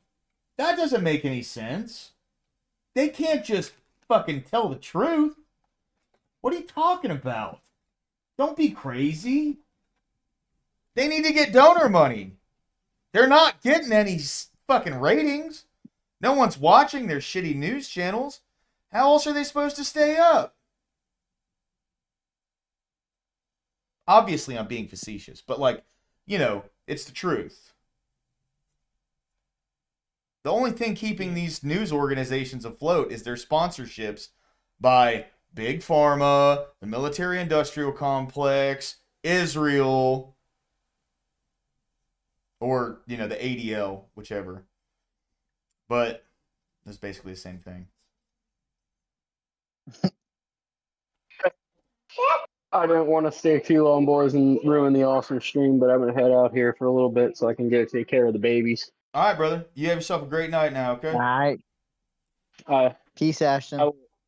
I will even cam up just for y'all. My brothers in arms and my brothers in Christ, may you all have a great day, and God bless each and every one of you. You too, bro. God bless. Hey, God bless you. Peace. Auf Wiedersehen, mein Freund. I Very start much. speaking Nice. German the whole time. Yeah, no shit. Wow, you feel very strongly, I can see. I'm mad. I got See, beat that's up the so day of many my times, Mr. Großvater. President. My friends have gotten beaten up, and I want to cry right now from happiness because we have been completely ignored for so long. For almost 10 years, we've been getting assaulted on the streets. I have watched children cry as their parents have been attacked on the streets. That should not be happening at our nation's capital. So please, again, the DOJ, please utilize the full force and go after each and every single one of these people. Fantastic. Thank you very much. They won't.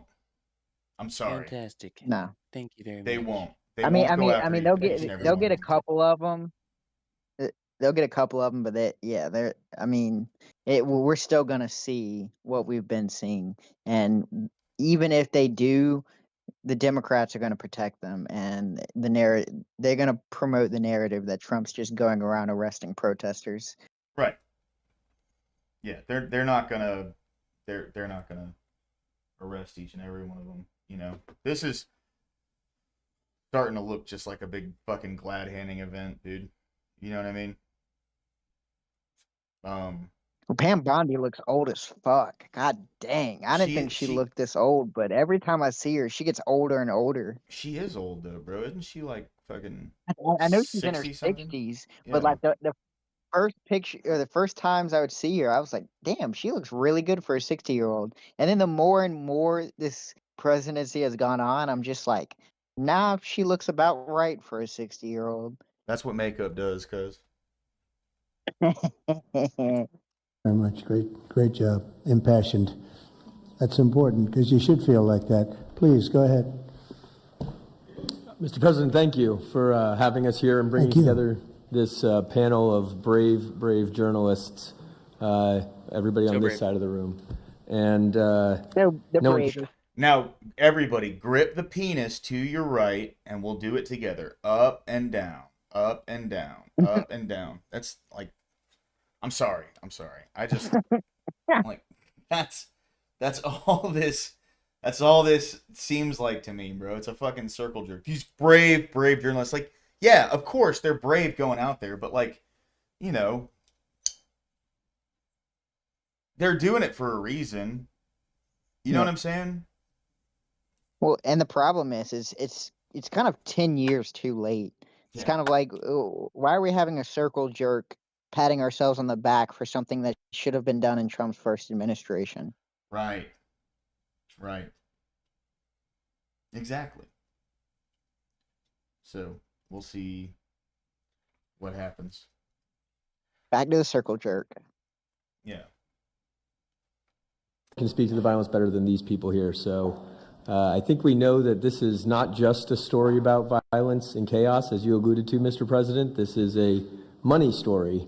And at the Government Accountability Institute, my colleague and I, Peter Schweitzer and our team, we followed the money, and we followed it to the top of what we call the protest industrial complex, Riot Inc. What up, Rock Mangoes? Good to see you, man. Welcome in, bro. Welcome in. And we found a network of NGOs. It's not just the Soros Network, the Open Society Network. It's other funding networks, the Arabella Funding Network, the Tides Funding Network, Neville Roy Singham and his network, Foreign Cash. And it's also big left-wing funders. Some of them are not citizens of this country. Mr. Hans-Jörg Wyss of Switzerland. They're pouring money into this entire ecosystem. And so I want to share 3 money facts with you about what we call Riot Inc. Number one, like any corporation, Riot Inc. has many divisions. It doesn't just have the Antifa boots on the ground division. It has PR divisions. It has marketing divisions. It has a very well-funded legal division to get these boots on the ground back on the streets as quickly as possible. But it does have those investors that I mentioned. Number two, we have identified dozens of radical organizations, not just the decentralized Antifa organizations, but dozens of radical organizations that have received more than $100 million from the Riot Inc. investors. These would be the lawyer groups. These would be the groups that advocate for calling good, honest Americans fascists, etc.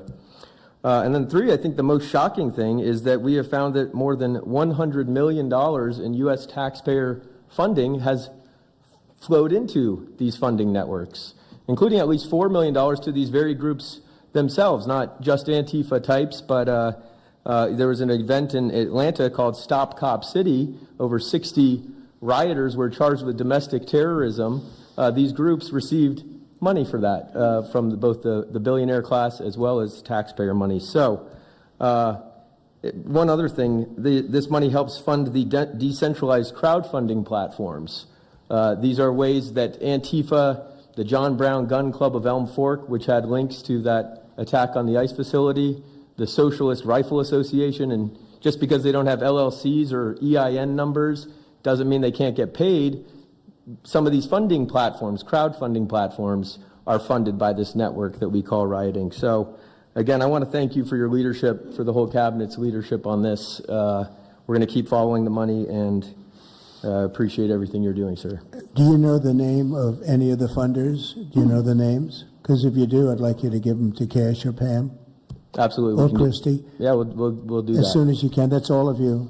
Because you probably know the names after a certain period of time. You tend to find out. But these are people that do not have good intention for the country, and that's treasonous probably. So if you could, very important, if you could do that, it would be great. Nobody would know better than you. You'll figure it out. Thank you. Please, go ahead. Yeah, my name's Nick Shirley. I'm 23 years old. I'm a 100% independent YouTube journalist. And over the past year or so, I've been able to go to 15 countries. I've hung out with people in the gangs of Brazil, in the favelas, in the prisons of Secot. But yet the most dangerous places I have been here in the United States, unfortunately. And I've had the opportunity to show people about the protest Antifa here in the United States, and there's nothing organic about what they are doing here in the United States. I've watched people be bussed in from states. I've watched the same lady at a protest in Atlanta be bused to protest in D.C. and then in New York City. There's nothing that is honest about what they are doing. And they have signs. I've seen the same signs here in D.C. and in London as well. It's a big organization and corporation that they're running. And people may wonder, like, what's the threat to us as Americans if we go? Well, you'll be labeled as a fascist, you'll be labeled as a Nazi, and they'll wish death upon you because they wish death upon me. And just last week in Portland, Oregon, I watched a lady get trapped in her car, surrounded by Antifa, and her sister messaged me after seeing the video. She said, the only reason I think my sister was safe is because you were there recording. I also was chased out by a member of Antifa who said he would smoke me, and next thing he knew, a DHS sniper had lasers on his chest. Did you guys see that video, by the way? It's fucking badass, dude. This guy's up in his grill, and he's like, bro, listen, there's a sniper right there. And the guy notices he's got the fucking green dot on him, and then he fucking takes off. It's fantastic, dude. It's really good. It's awesome, bro. Nick Shirley's cool, man. He does some good content, bro.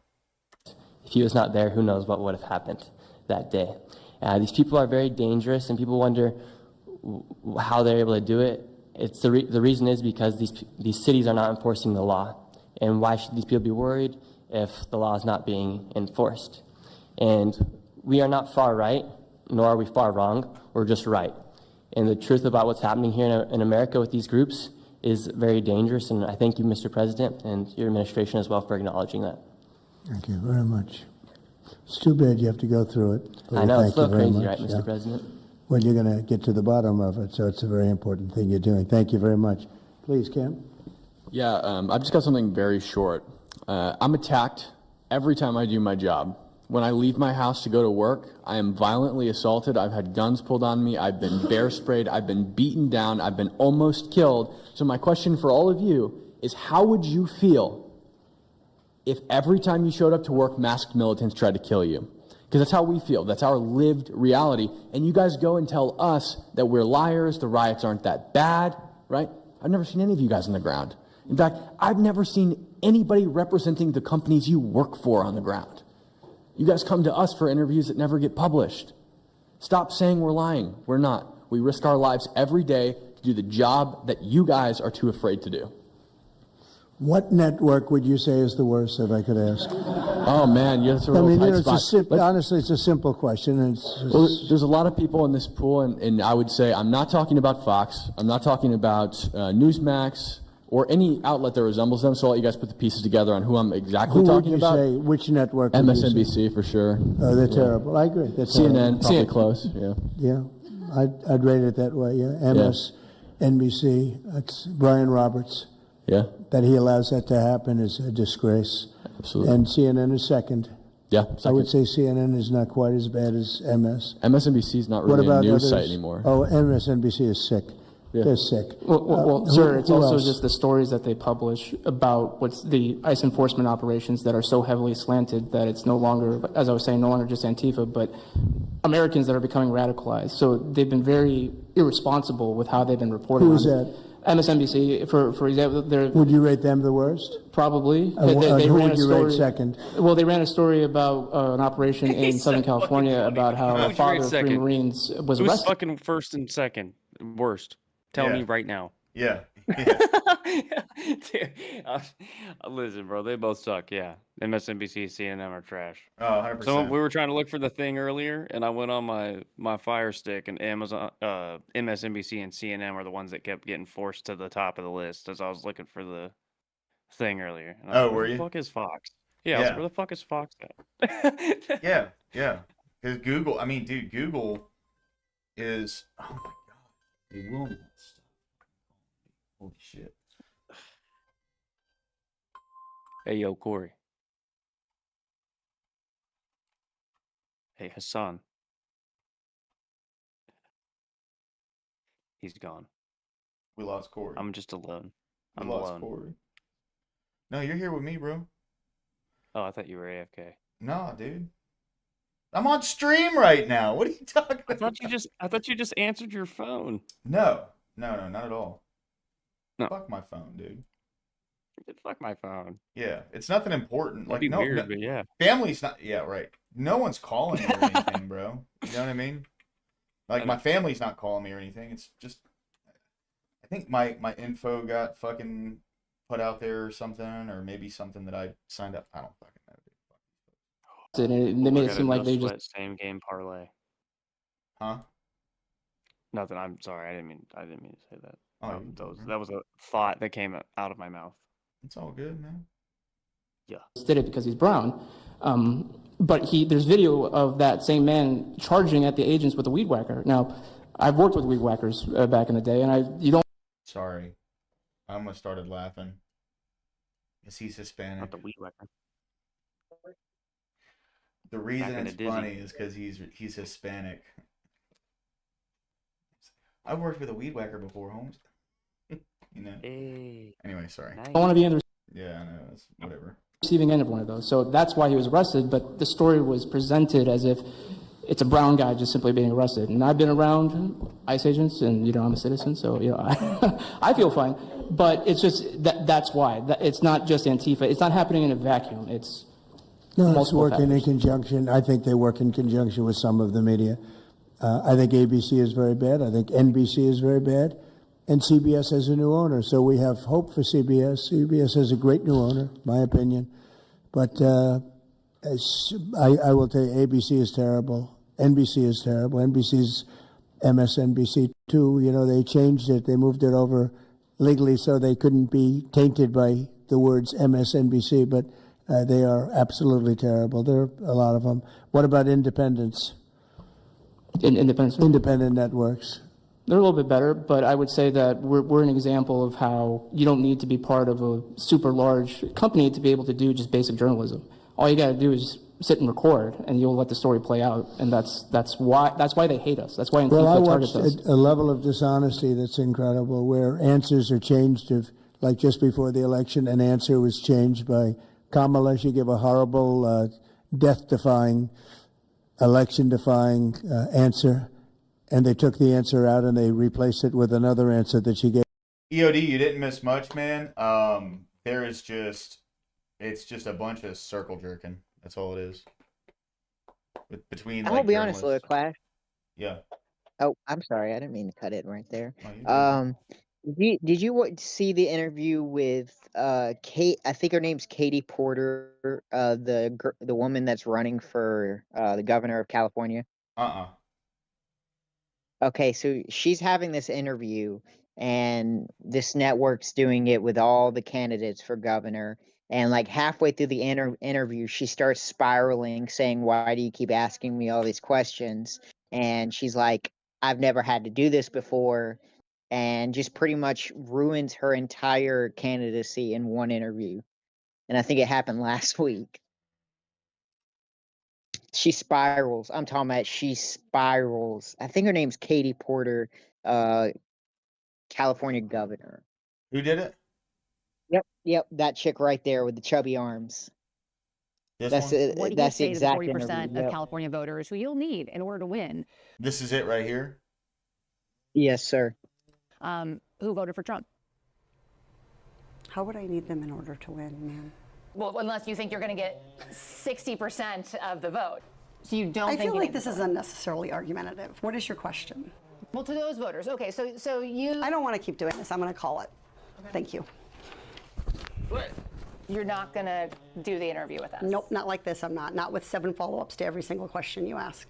A California gubernatorial hopeful snapped at a CBS News reporter and tried to storm. I don't know.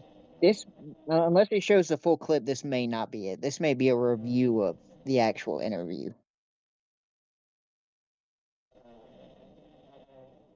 Because it's only like a 5-minute interview, and like it goes downhill the moment that she starts asking about winning over the Trump voters, and she's like, "Why would I need to do that to win?"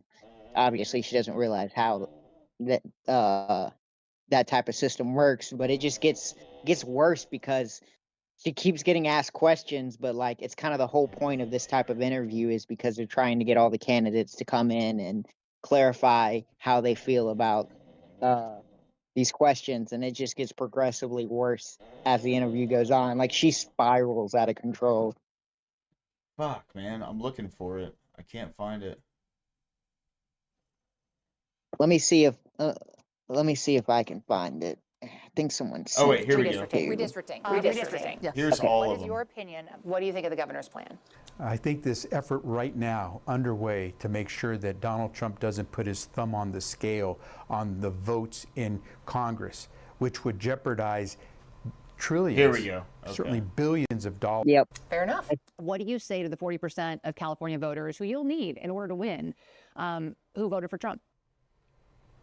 How would I need them in order to win, ma'am?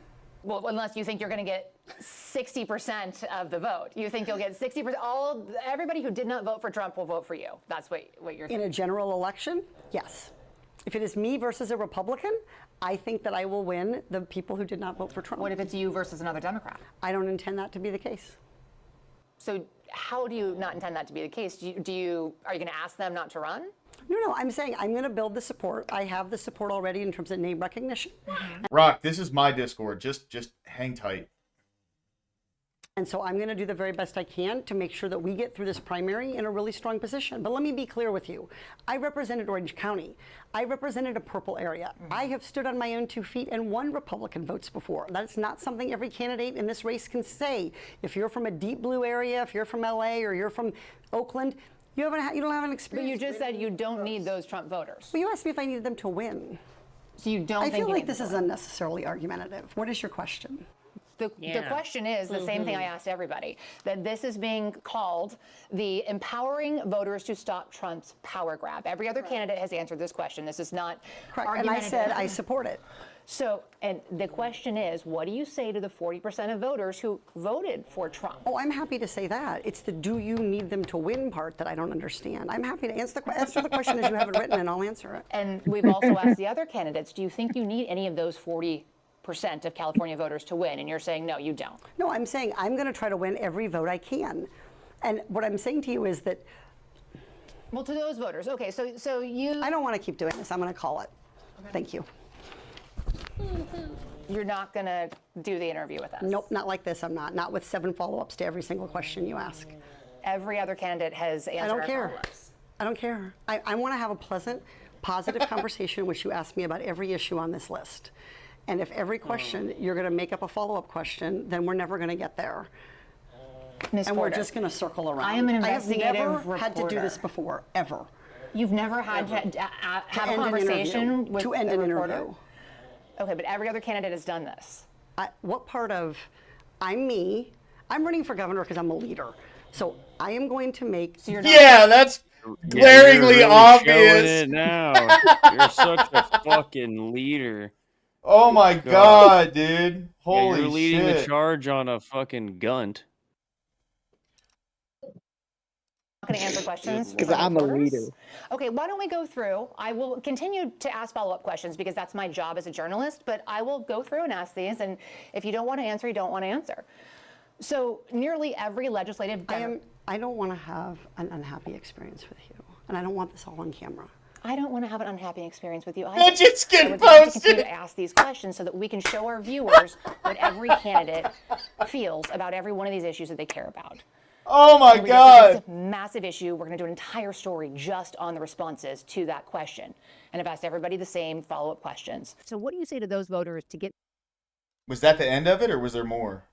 Yeah, it's a short segment because like it kind of ends after that. But like you can go through and watch. She literally, this is a simple, softball question that she asks all of them, and so that way they can knock it out of the park and kind of distinguish, who they are in this race.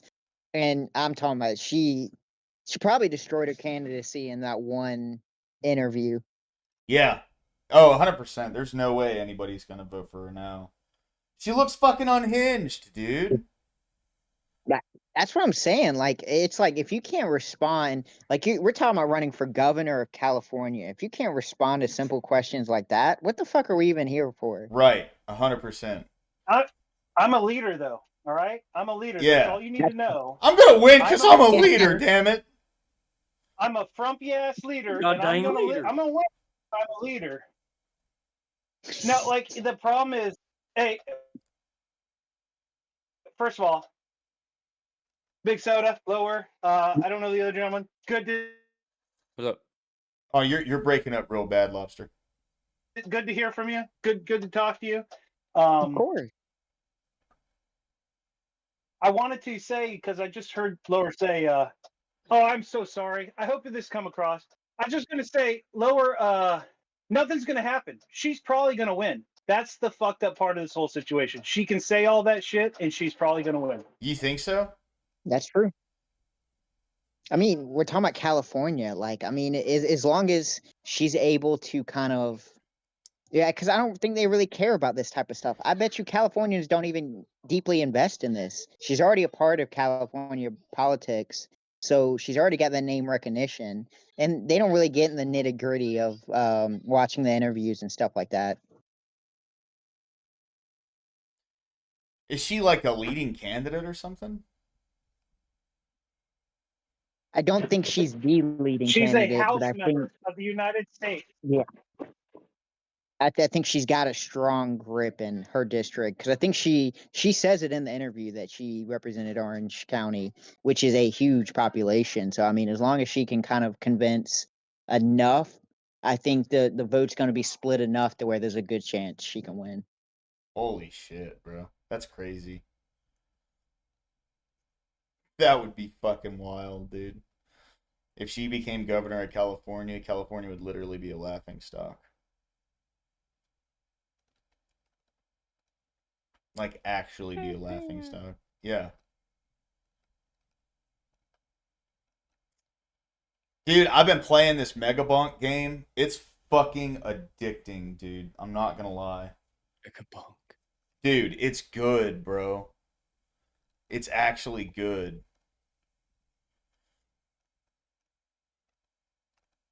How am I coming across now? Is it still crappy? No, you're clear as fuck, dude. What's up?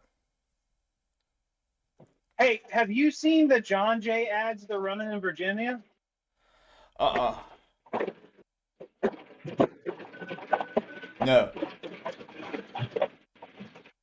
John Jay's the black state legislature that's running for Attorney General of Virginia. The one that had the text messages saying that the Republican House, state House person should die, and his kids should die, and his wife should die because they're raising Nazis. Have you seen any of the attack ads that they put out? No. And the Democrats are all still supporting them. No shit. Wow. That's insane, dude. You just search John Jay attack ads, and it's quite entertaining. Wrong way to no, wrong. John Jay, like Jay or just J? All these are from. Or maybe it's ago. Jay Johnson. No, I'm pretty sure it's John Jay. But let me Google. I'm pulled over on the side of the road. Sorry if you hear the work noises, as always. No, you're good, brother.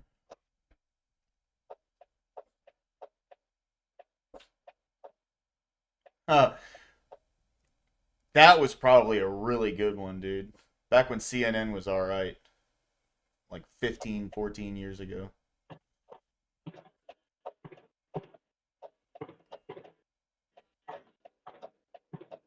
It's it's Jay Jones. My bad. Jay Jones, okay. Jay? It's Jay's is like nickname. It's like Gerald is his real name, but Jay is.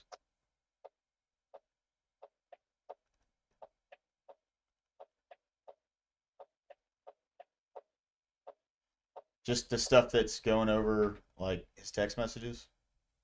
Yeah, because it's in the text messages, but they have like ads running on TV apparently, and it's not a good look for the other team.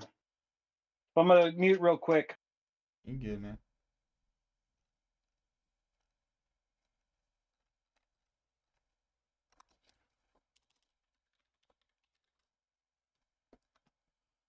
See, I'd scroll through X, bro, but there's some spicy shit on my X, dude. Let me tell you.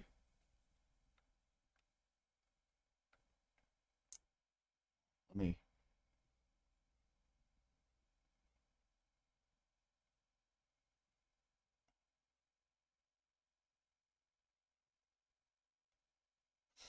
Okay.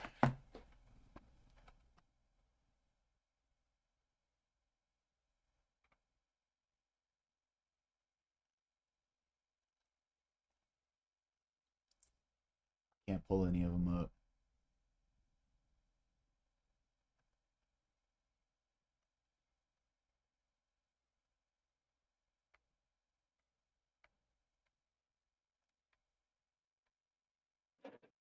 I'll have to when I get done with work today. I'll have to find it. Yeah. Just send me a link, man. Send me a link. That's fine. I don't want you to have to sit here and look for it. Yeah, I'm searching. Did you have a chance to check out any of the vids for Matt Christensen? No, not yet. I just looked that up earlier, didn't I? Yeah, I was in your AM show before Rob came on. Yeah. And it is a good. It used to be better. It used to be called Beauty and the Beta way back when. Had a blonde chick. She has her own channel now, but she's really kind of spicy. She's really heavy into the J question. Oh. She used to be really entertaining. I mean, I don't really slide that way, but like if people do, she has a YouTube channel as well that's pretty good. But Matt, he's more of a libertarian. Found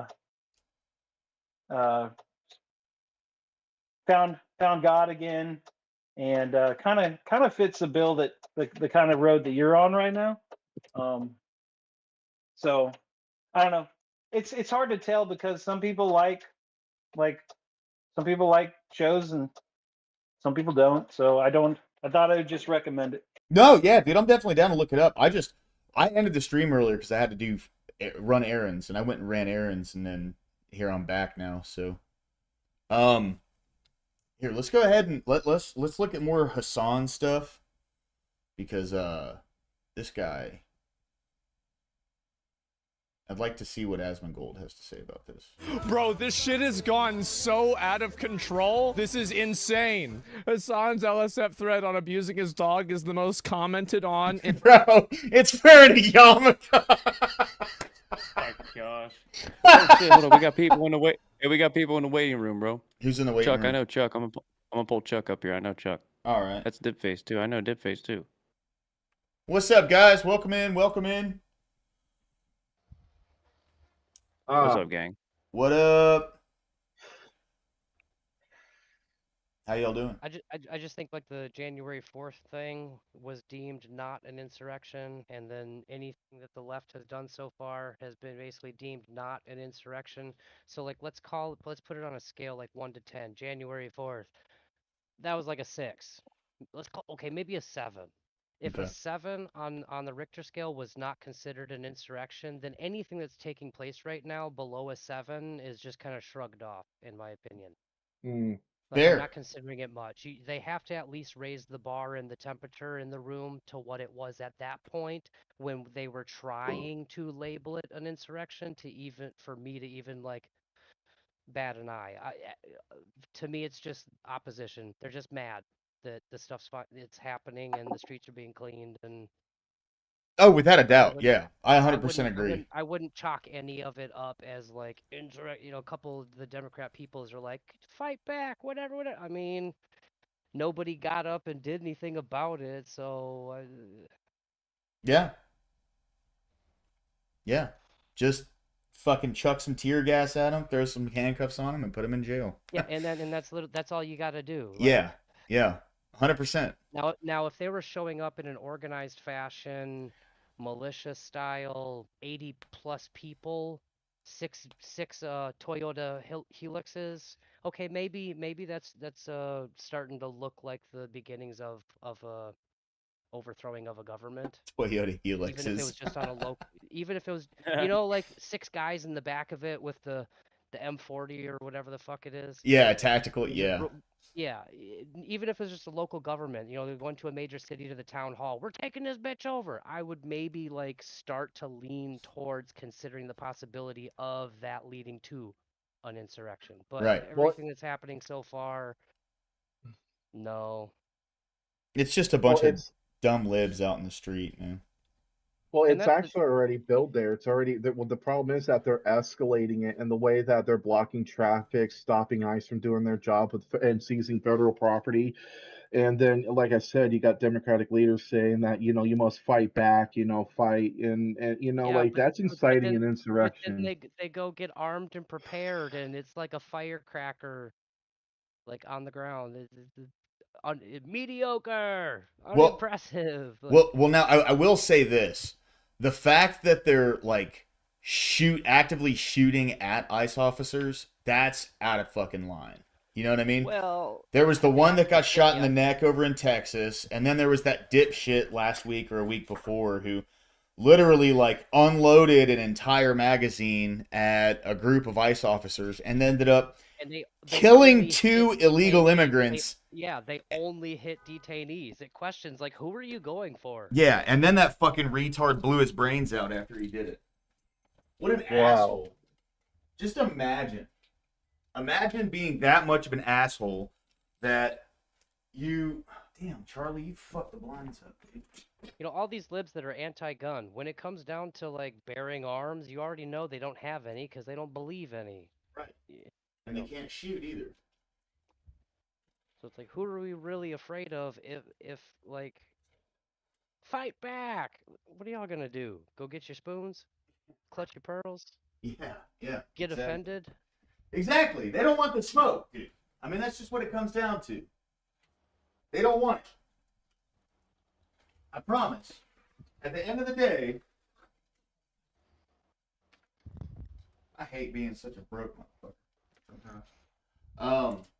At the end of the day, when shit hits the fan, they can feel all powerful and they can be cute and act like they're, But when the rubber meets the road, oh, they crumble, dude. The second someone gets cracked by a police officer, everyone goes, "Why did you do that? They weren't even doing anything." you fuck around and find out. Yeah, bro. Exactly.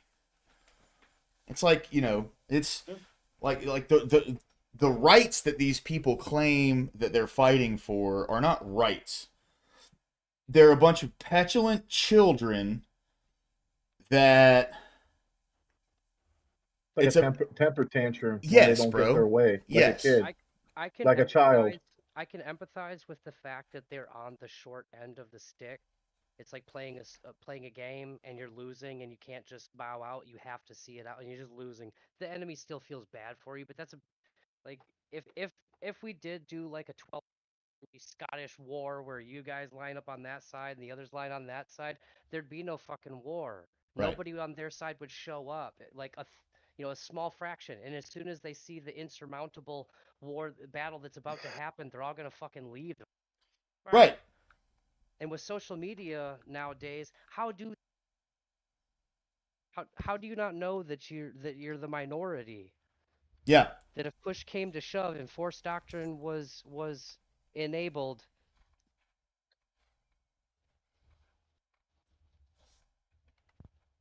I think you cut out, my friend. Still there? Yeah. Well, I mean, like, we're watching force doctrine play out right now. Power is in the other hand, and the pendulum's swinging back, which is giving that power that's in the other hand even more power. You know what I mean? Because there's a societal shift going on against it. I can empathize with the fact that they realize they're on the short end of the stick, but it doesn't change the momentum, the inertia. It doesn't change what's happening. If you take a slug and throw salt on it, it's gonna squirm. Yeah. That's all that's happening here. Right. I understand why you're squirming because you're on that side of things and y'all should give up. Yeah, it's the claw marks down the slide of irrelevancy, dude. Yeah. That's all it is. And it's glorious. It doesn't sound like nails on a chalkboard, dude. You know what it sounds like? The satisfaction is mighty. I'm just, I respect your opinion, Chuck. I mean, I'll grant some of your aspects. It's just I know that, and to what lower class just say, like nails to a chalkboard. It just seems like people get that reaction when I reference history. Like if you really think about it, and this is what's scary is that and before the Civil War actually kicked off in the attack of Fort Sumter in April of 1861, between January and April of 1861, the Confederate States were seizing federal property, taking over armory, and calling to arms of the Confederate soldiers. They were doing that for a few months before they kicked off the rebellion that turned out to be the Civil War. And there's correlating patterns going on right now with the Democratic Party and these people who are going there protesting. These people ain't going to stop. They're going to continue to agitate. And this is the thing that I was saying right after Charlie Kirk incident, that these people aren't going to stop. It's over. These people are not going to they're just going to keep on going, and the fewer the numbers that they are going to have, because people are going to continue to leave the left because of this radical, insane reaction that they keep having. The smaller the numbers that they're going to go through, the more radical they're going to get, and I'm telling you, it's going to be ugly. It's going to be very ugly when it does hit. It's going to fucking hit, and we're getting very fucking close. And one thing I'm really concerned about is that, are we going to have a Tenement Square situation when these people who are protesting or even rioting to an extent are going to go to the extreme, to the point where these troops or these federal troops that are protecting these federal buildings are getting attacked to the point that It's where they're getting attacked. They're being attacked now. They're getting they're actually getting shot at. They're being doxxed. They're being like is it when is if it's going to happen, when is it going to happen? I mean, like, we got to be realistic of the possibilities. Like, we can't just say like, oh well, we got to have hope, have continued discourse. These people don't want it. And any time in history when you got a group of people that don't want to listen to the other side. Dude, you're fucking rambling right now. Listen. Okay. Do you think hold on. Wait. Stop. Hold on. Rock, if you keep bringing that black pill, there's a civil war going on shit onto my stream, I'm going to stop bringing you up. I like having you up. I like talking to you about this stuff. But that's never going to happen. Do you think there's a difference in the 1800s when the Civil War happened to now? Where did the Civil War happen and who was a part of it? Because back then, let's say it happened in Los Angeles. It's mostly liberals there. So they all have enough people to start a thing. Nowhere else in the nation in 1800s is aware this thing is popping off until after it pops off. With social media technology and everything, everyone knows everything is happening at its. What do you think the percentage of the country right now, the breakdown between left and right? Like the people who vote support Trump versus the people who are just 70-30? We all in America know it's not like a mystery. You check the newspaper in a week and you're like, war's popping off over in California, blah, blah, blah, blah, blah. We knew it was happening right then and there. You know what kind of support and backing that each faction has. I don't think a civil war is gonna. It ain't gonna pop off because they know they're all the anti-gun people and they're a minority. They're 30% of the population. And the big cities would be fucking immediately closed around by all of the people that live around them. A civil war is not going to happen. I promise. Not in the same manner that the previous one did. Right. Because it's a different day. Yeah, it's an information war, basically. Well, I don't think people who say that the black pill isn't helping matters. I strongly disagree with that assessment. I mean, you got to call a spade a spade. But you're not calling a spade a spade. You're calling a spade a club, dude. All right, but when it does, if it does ever happen, I want to tell you guys I told you so. Let's right, and a civil war pops off next month. I believe in my Second Amendment, and I wish something would. Yeah. I don't have anything to worry about along those Whereas lines. my opposition does not believe in Second Amendment. They do not participate. They are the minority. So what's the worst case that happens? One dude with a pitchfork comes to my door? Yeah, or a bunch of people who don't have like years of training shooting guns are going to outshoot people who literally go 5 times a week to a range with moving targets. Well, the problem with that is that when you got a bunch of people that think that, like, take these group of people that think that they have no hope and they're resorting to these means, that doesn't matter to them. It's like that psychosis where the dangerous, what makes a person dangerous is not what they're doing that they're aware of that harms people, but when they're doing it and it harms other people and they don't even realize that it's harming others. That's exactly what's happening. It doesn't matter at that point. I hear you, but bro, listen. You got to understand something. We have the military on our side.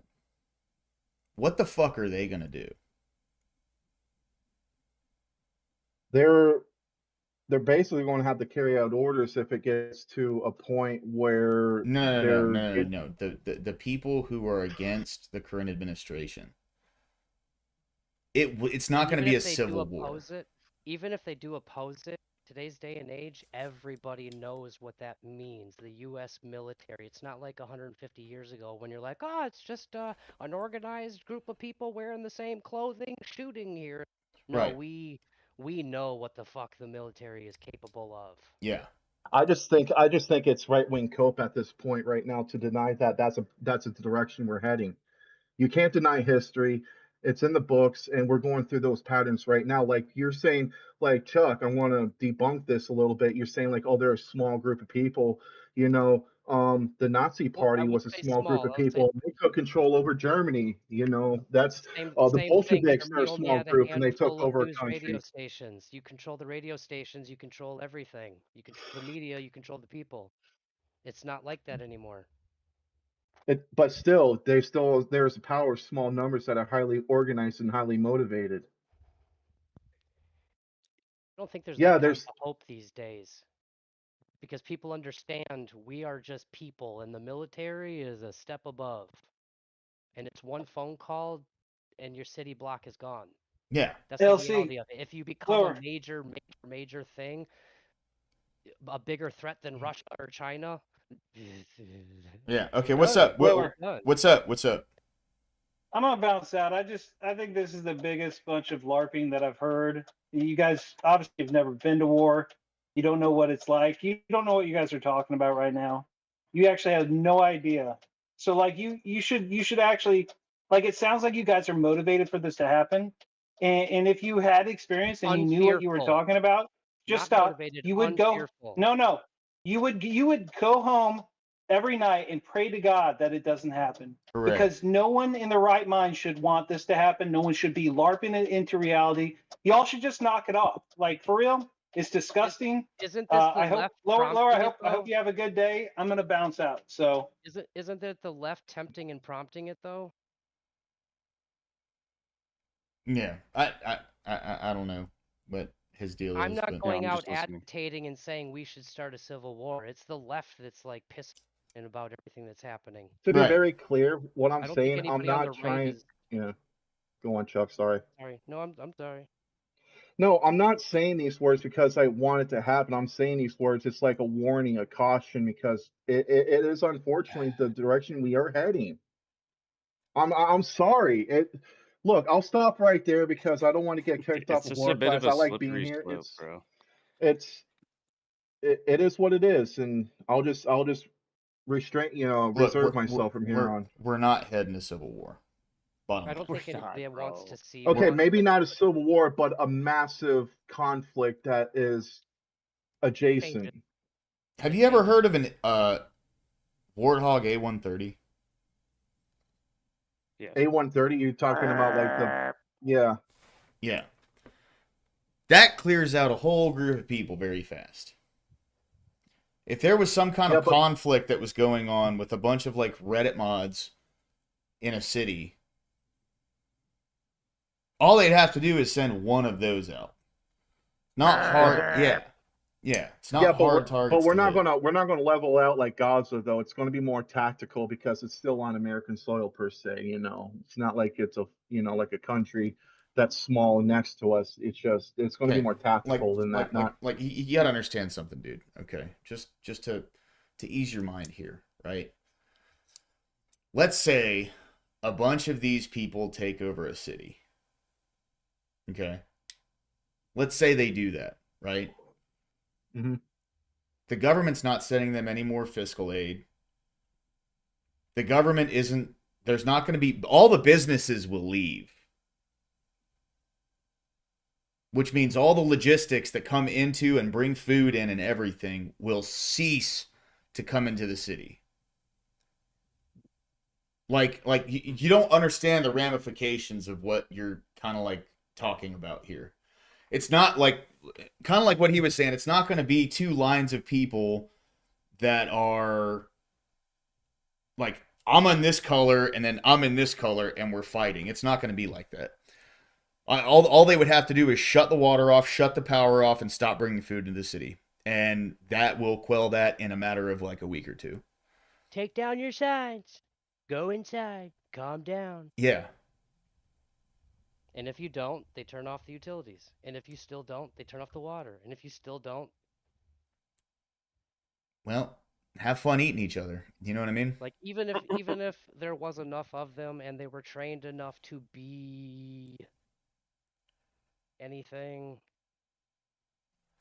you got to beat the military. And you're not going to. It's not the 1800s where they had to, Morse coded and wait 20 days for the people to arrive. They're not sending messages with carrier pigeons and stuff. You know what I mean? Like, it's just the truth, man. It's just the truth.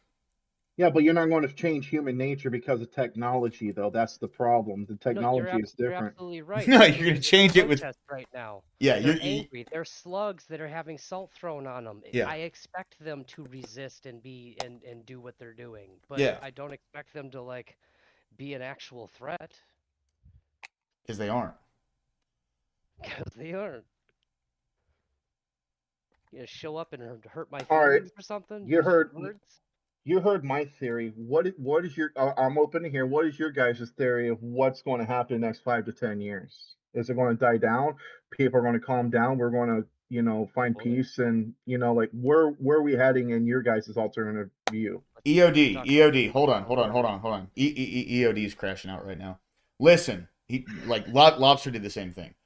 EOD, listen, we're not Maoist China. We're not saying if you don't stop protesting. We're talking about in the event of like some group of these fucking losers taking over a city. Stripping the city of its power, taking over the city entirely, right? The government is not going to continue to fund that. It's just not going to happen. Especially if they take it over violently. That's what Rock Mangoes is talking about. What? No, you're not crashing out. You just didn't understand what we were talking about. That's all. Well, I hope it ends. I'll leave it there. I really do. Trust me, I do. It's it will. I'm scared. Okay. Don't be, because everyone's fucking scared, bro. Don't live in fear. Shit we're dealing with, though. No, it's not. You can't live like that. Don't live in fear, bro. Don't do it. Well, the opposite of fear is courage, my friend. Okay? I love America, and it just breaks my heart seeing what's happening to the people in the country in total. I mean, I really, that's where I'm at, brother. This is. I'll be back, guys. These like liberals freaking out and rioting and stuff is the least of our worries when it comes to like the standing of America. Like, we have a group of people who run our country that have devalued our currency to like 1/4000th of what it used to be. Well, essentially, we got sold out, as the American people. Yeah. That is much worse of an issue and much more of a threat to our livelihood than these fucking lunatics. You know what I mean? Yeah. So like I wouldn't live in fear of them at all. Don't let them scare you. You should be more cautious of the people that actually run the fucking country, because they're the ones that have fucked everything up to where we are right now. Have you seen Ray Dalio's Changing World Order? You YouTube it. There's a 45 and then a shorter 5-minute snippet summary of it. I don't know. It's safe for work. It's YouTube safe and all that, but it's a kind of an explanation of where the world's going. Okay. Looking at it by metrics of like economy, education, et cetera. Basically, who's in charge of the world, the global world power, and it's called the Changing World Order. Yeah, principles for dealing with the changing world order. Yep. I studied the 10 most powerful empires. The numbers don't lie. We are in decline, and China, maybe a proxy who they support, is on the rise. Yeah. Like, we have bigger fish to fry than what bathroom we should go in. That's true. It's a cute video. It like plays it. My 10-year-old can understand what he's talking about. Okay. Speaking of which, when I was a kid growing up, and the last 3 reserve currencies, it took me through the rise and decline of the Dutch Empire and the Guilder, the British Empire and the Pound, the rise and early decline in the United States Empire and the dollar, and the decline and rise of the Chinese Empire and its currency, as well as the rise and decline of the Spanish, German, French, Indian, with the global Japanese, situation Russian, that's going and on. Ottoman empires, along with their It's significant interesting to conflicts, see that we're not alone that as goes through these measured things. in this chart. To understand China's patterns better, I also studied the rise and fall of Chinese dynasties and their monies back to the year 600. If that makes any sense to you guys. Because looking at all these measures at once can be confusing, I'll focus on the four most important ones: the Dutch, British, US, and Chinese. You'll quickly notice the pattern. Now let's simplify the form a bit. As you can see, they transpired in overlapping cycles that lasted about 250 years, with 10 to 20-year transition periods between them. Typically, these transitions have been periods of great conflict because leading powers don't decline without a fight. So how am I measuring an empire's power? In this study, I used 8 metrics. Each country's measure of total power is derived by averaging them together.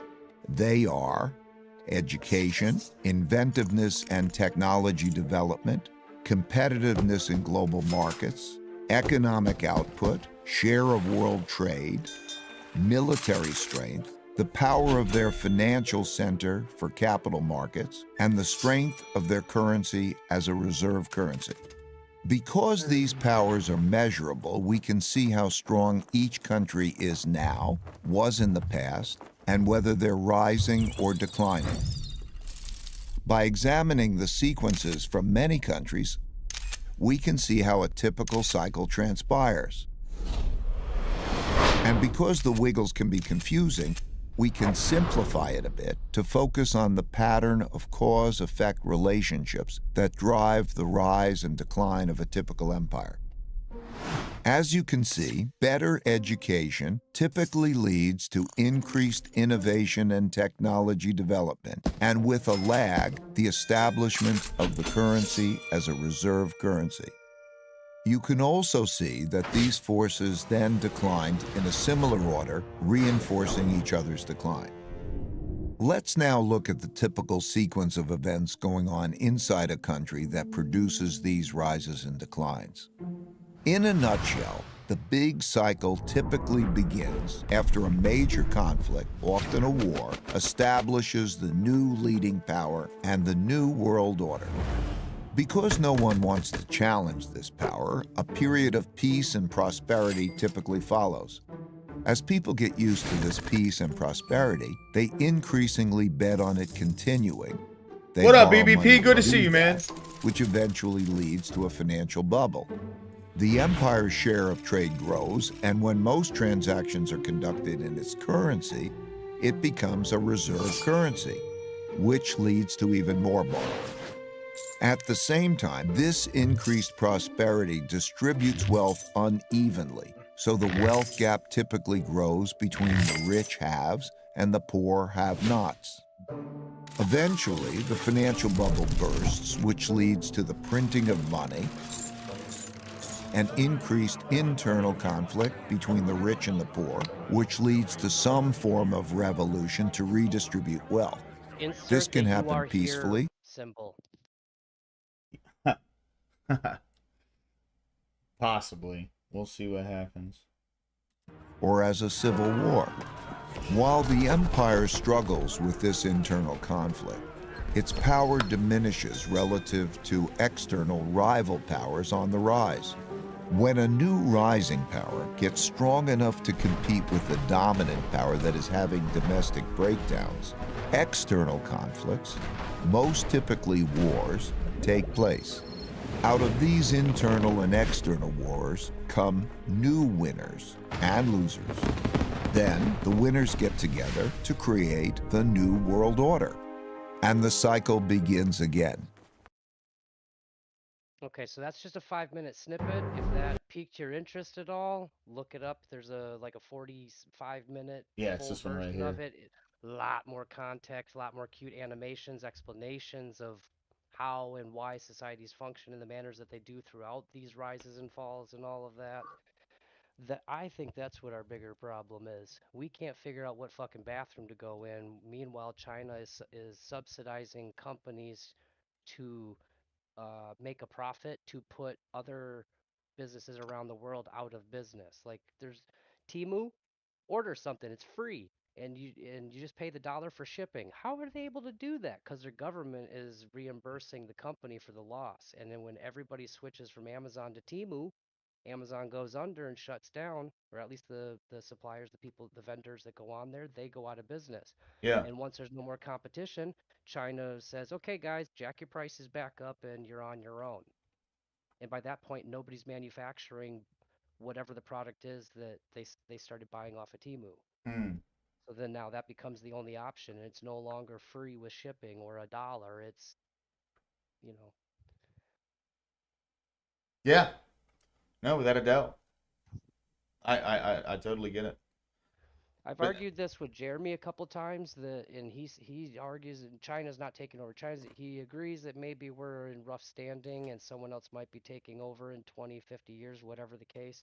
But he just doesn't want to admit that it's China, maybe a proxy. It'd be a different company that's basically backed by probably the BRICS nations, whoever decides to be the face of the New World Order. But it'll mostly be China that's controlling the puppet. No, I got a question. Now, Chuck, what if we Americans discovered quantum computing first? Because that is like the 21st century atomic bomb in terms of the breakthrough technology that ruled the world. What is your thoughts on what's your opinion? I don't think we're the first to invent it, and I don't think that's like a game changer. We have Okay. ChatGPT and Grok and whatever, and AI large language models, and then China comes out with DeepSeek or whatever their equivalent it is that uses a fraction of the compute power to do it.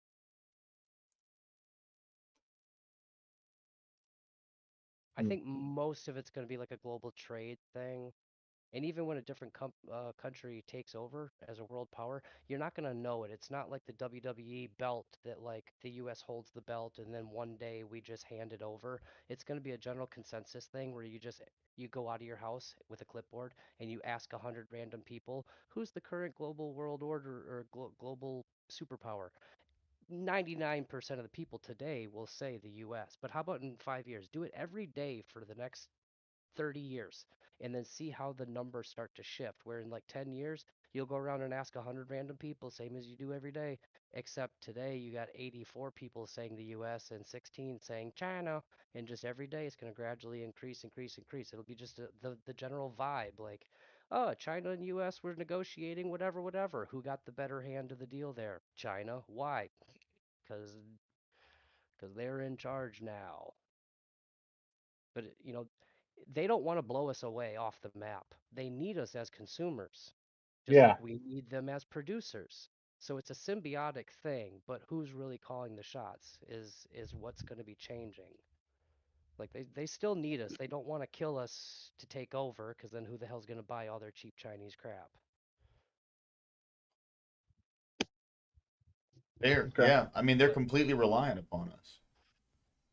But that video is basically, he says basically a 250-year cycle, and if you in 1776, we are right on par to get out of the hot seat and let someone else take over. Yeah. Well, hey guys, I'm gonna go ahead and end the stream here. I gotta go walk Charlie and shit. You guys have a great night. Peace. Thank you everyone for jumping into panel. I appreciate it.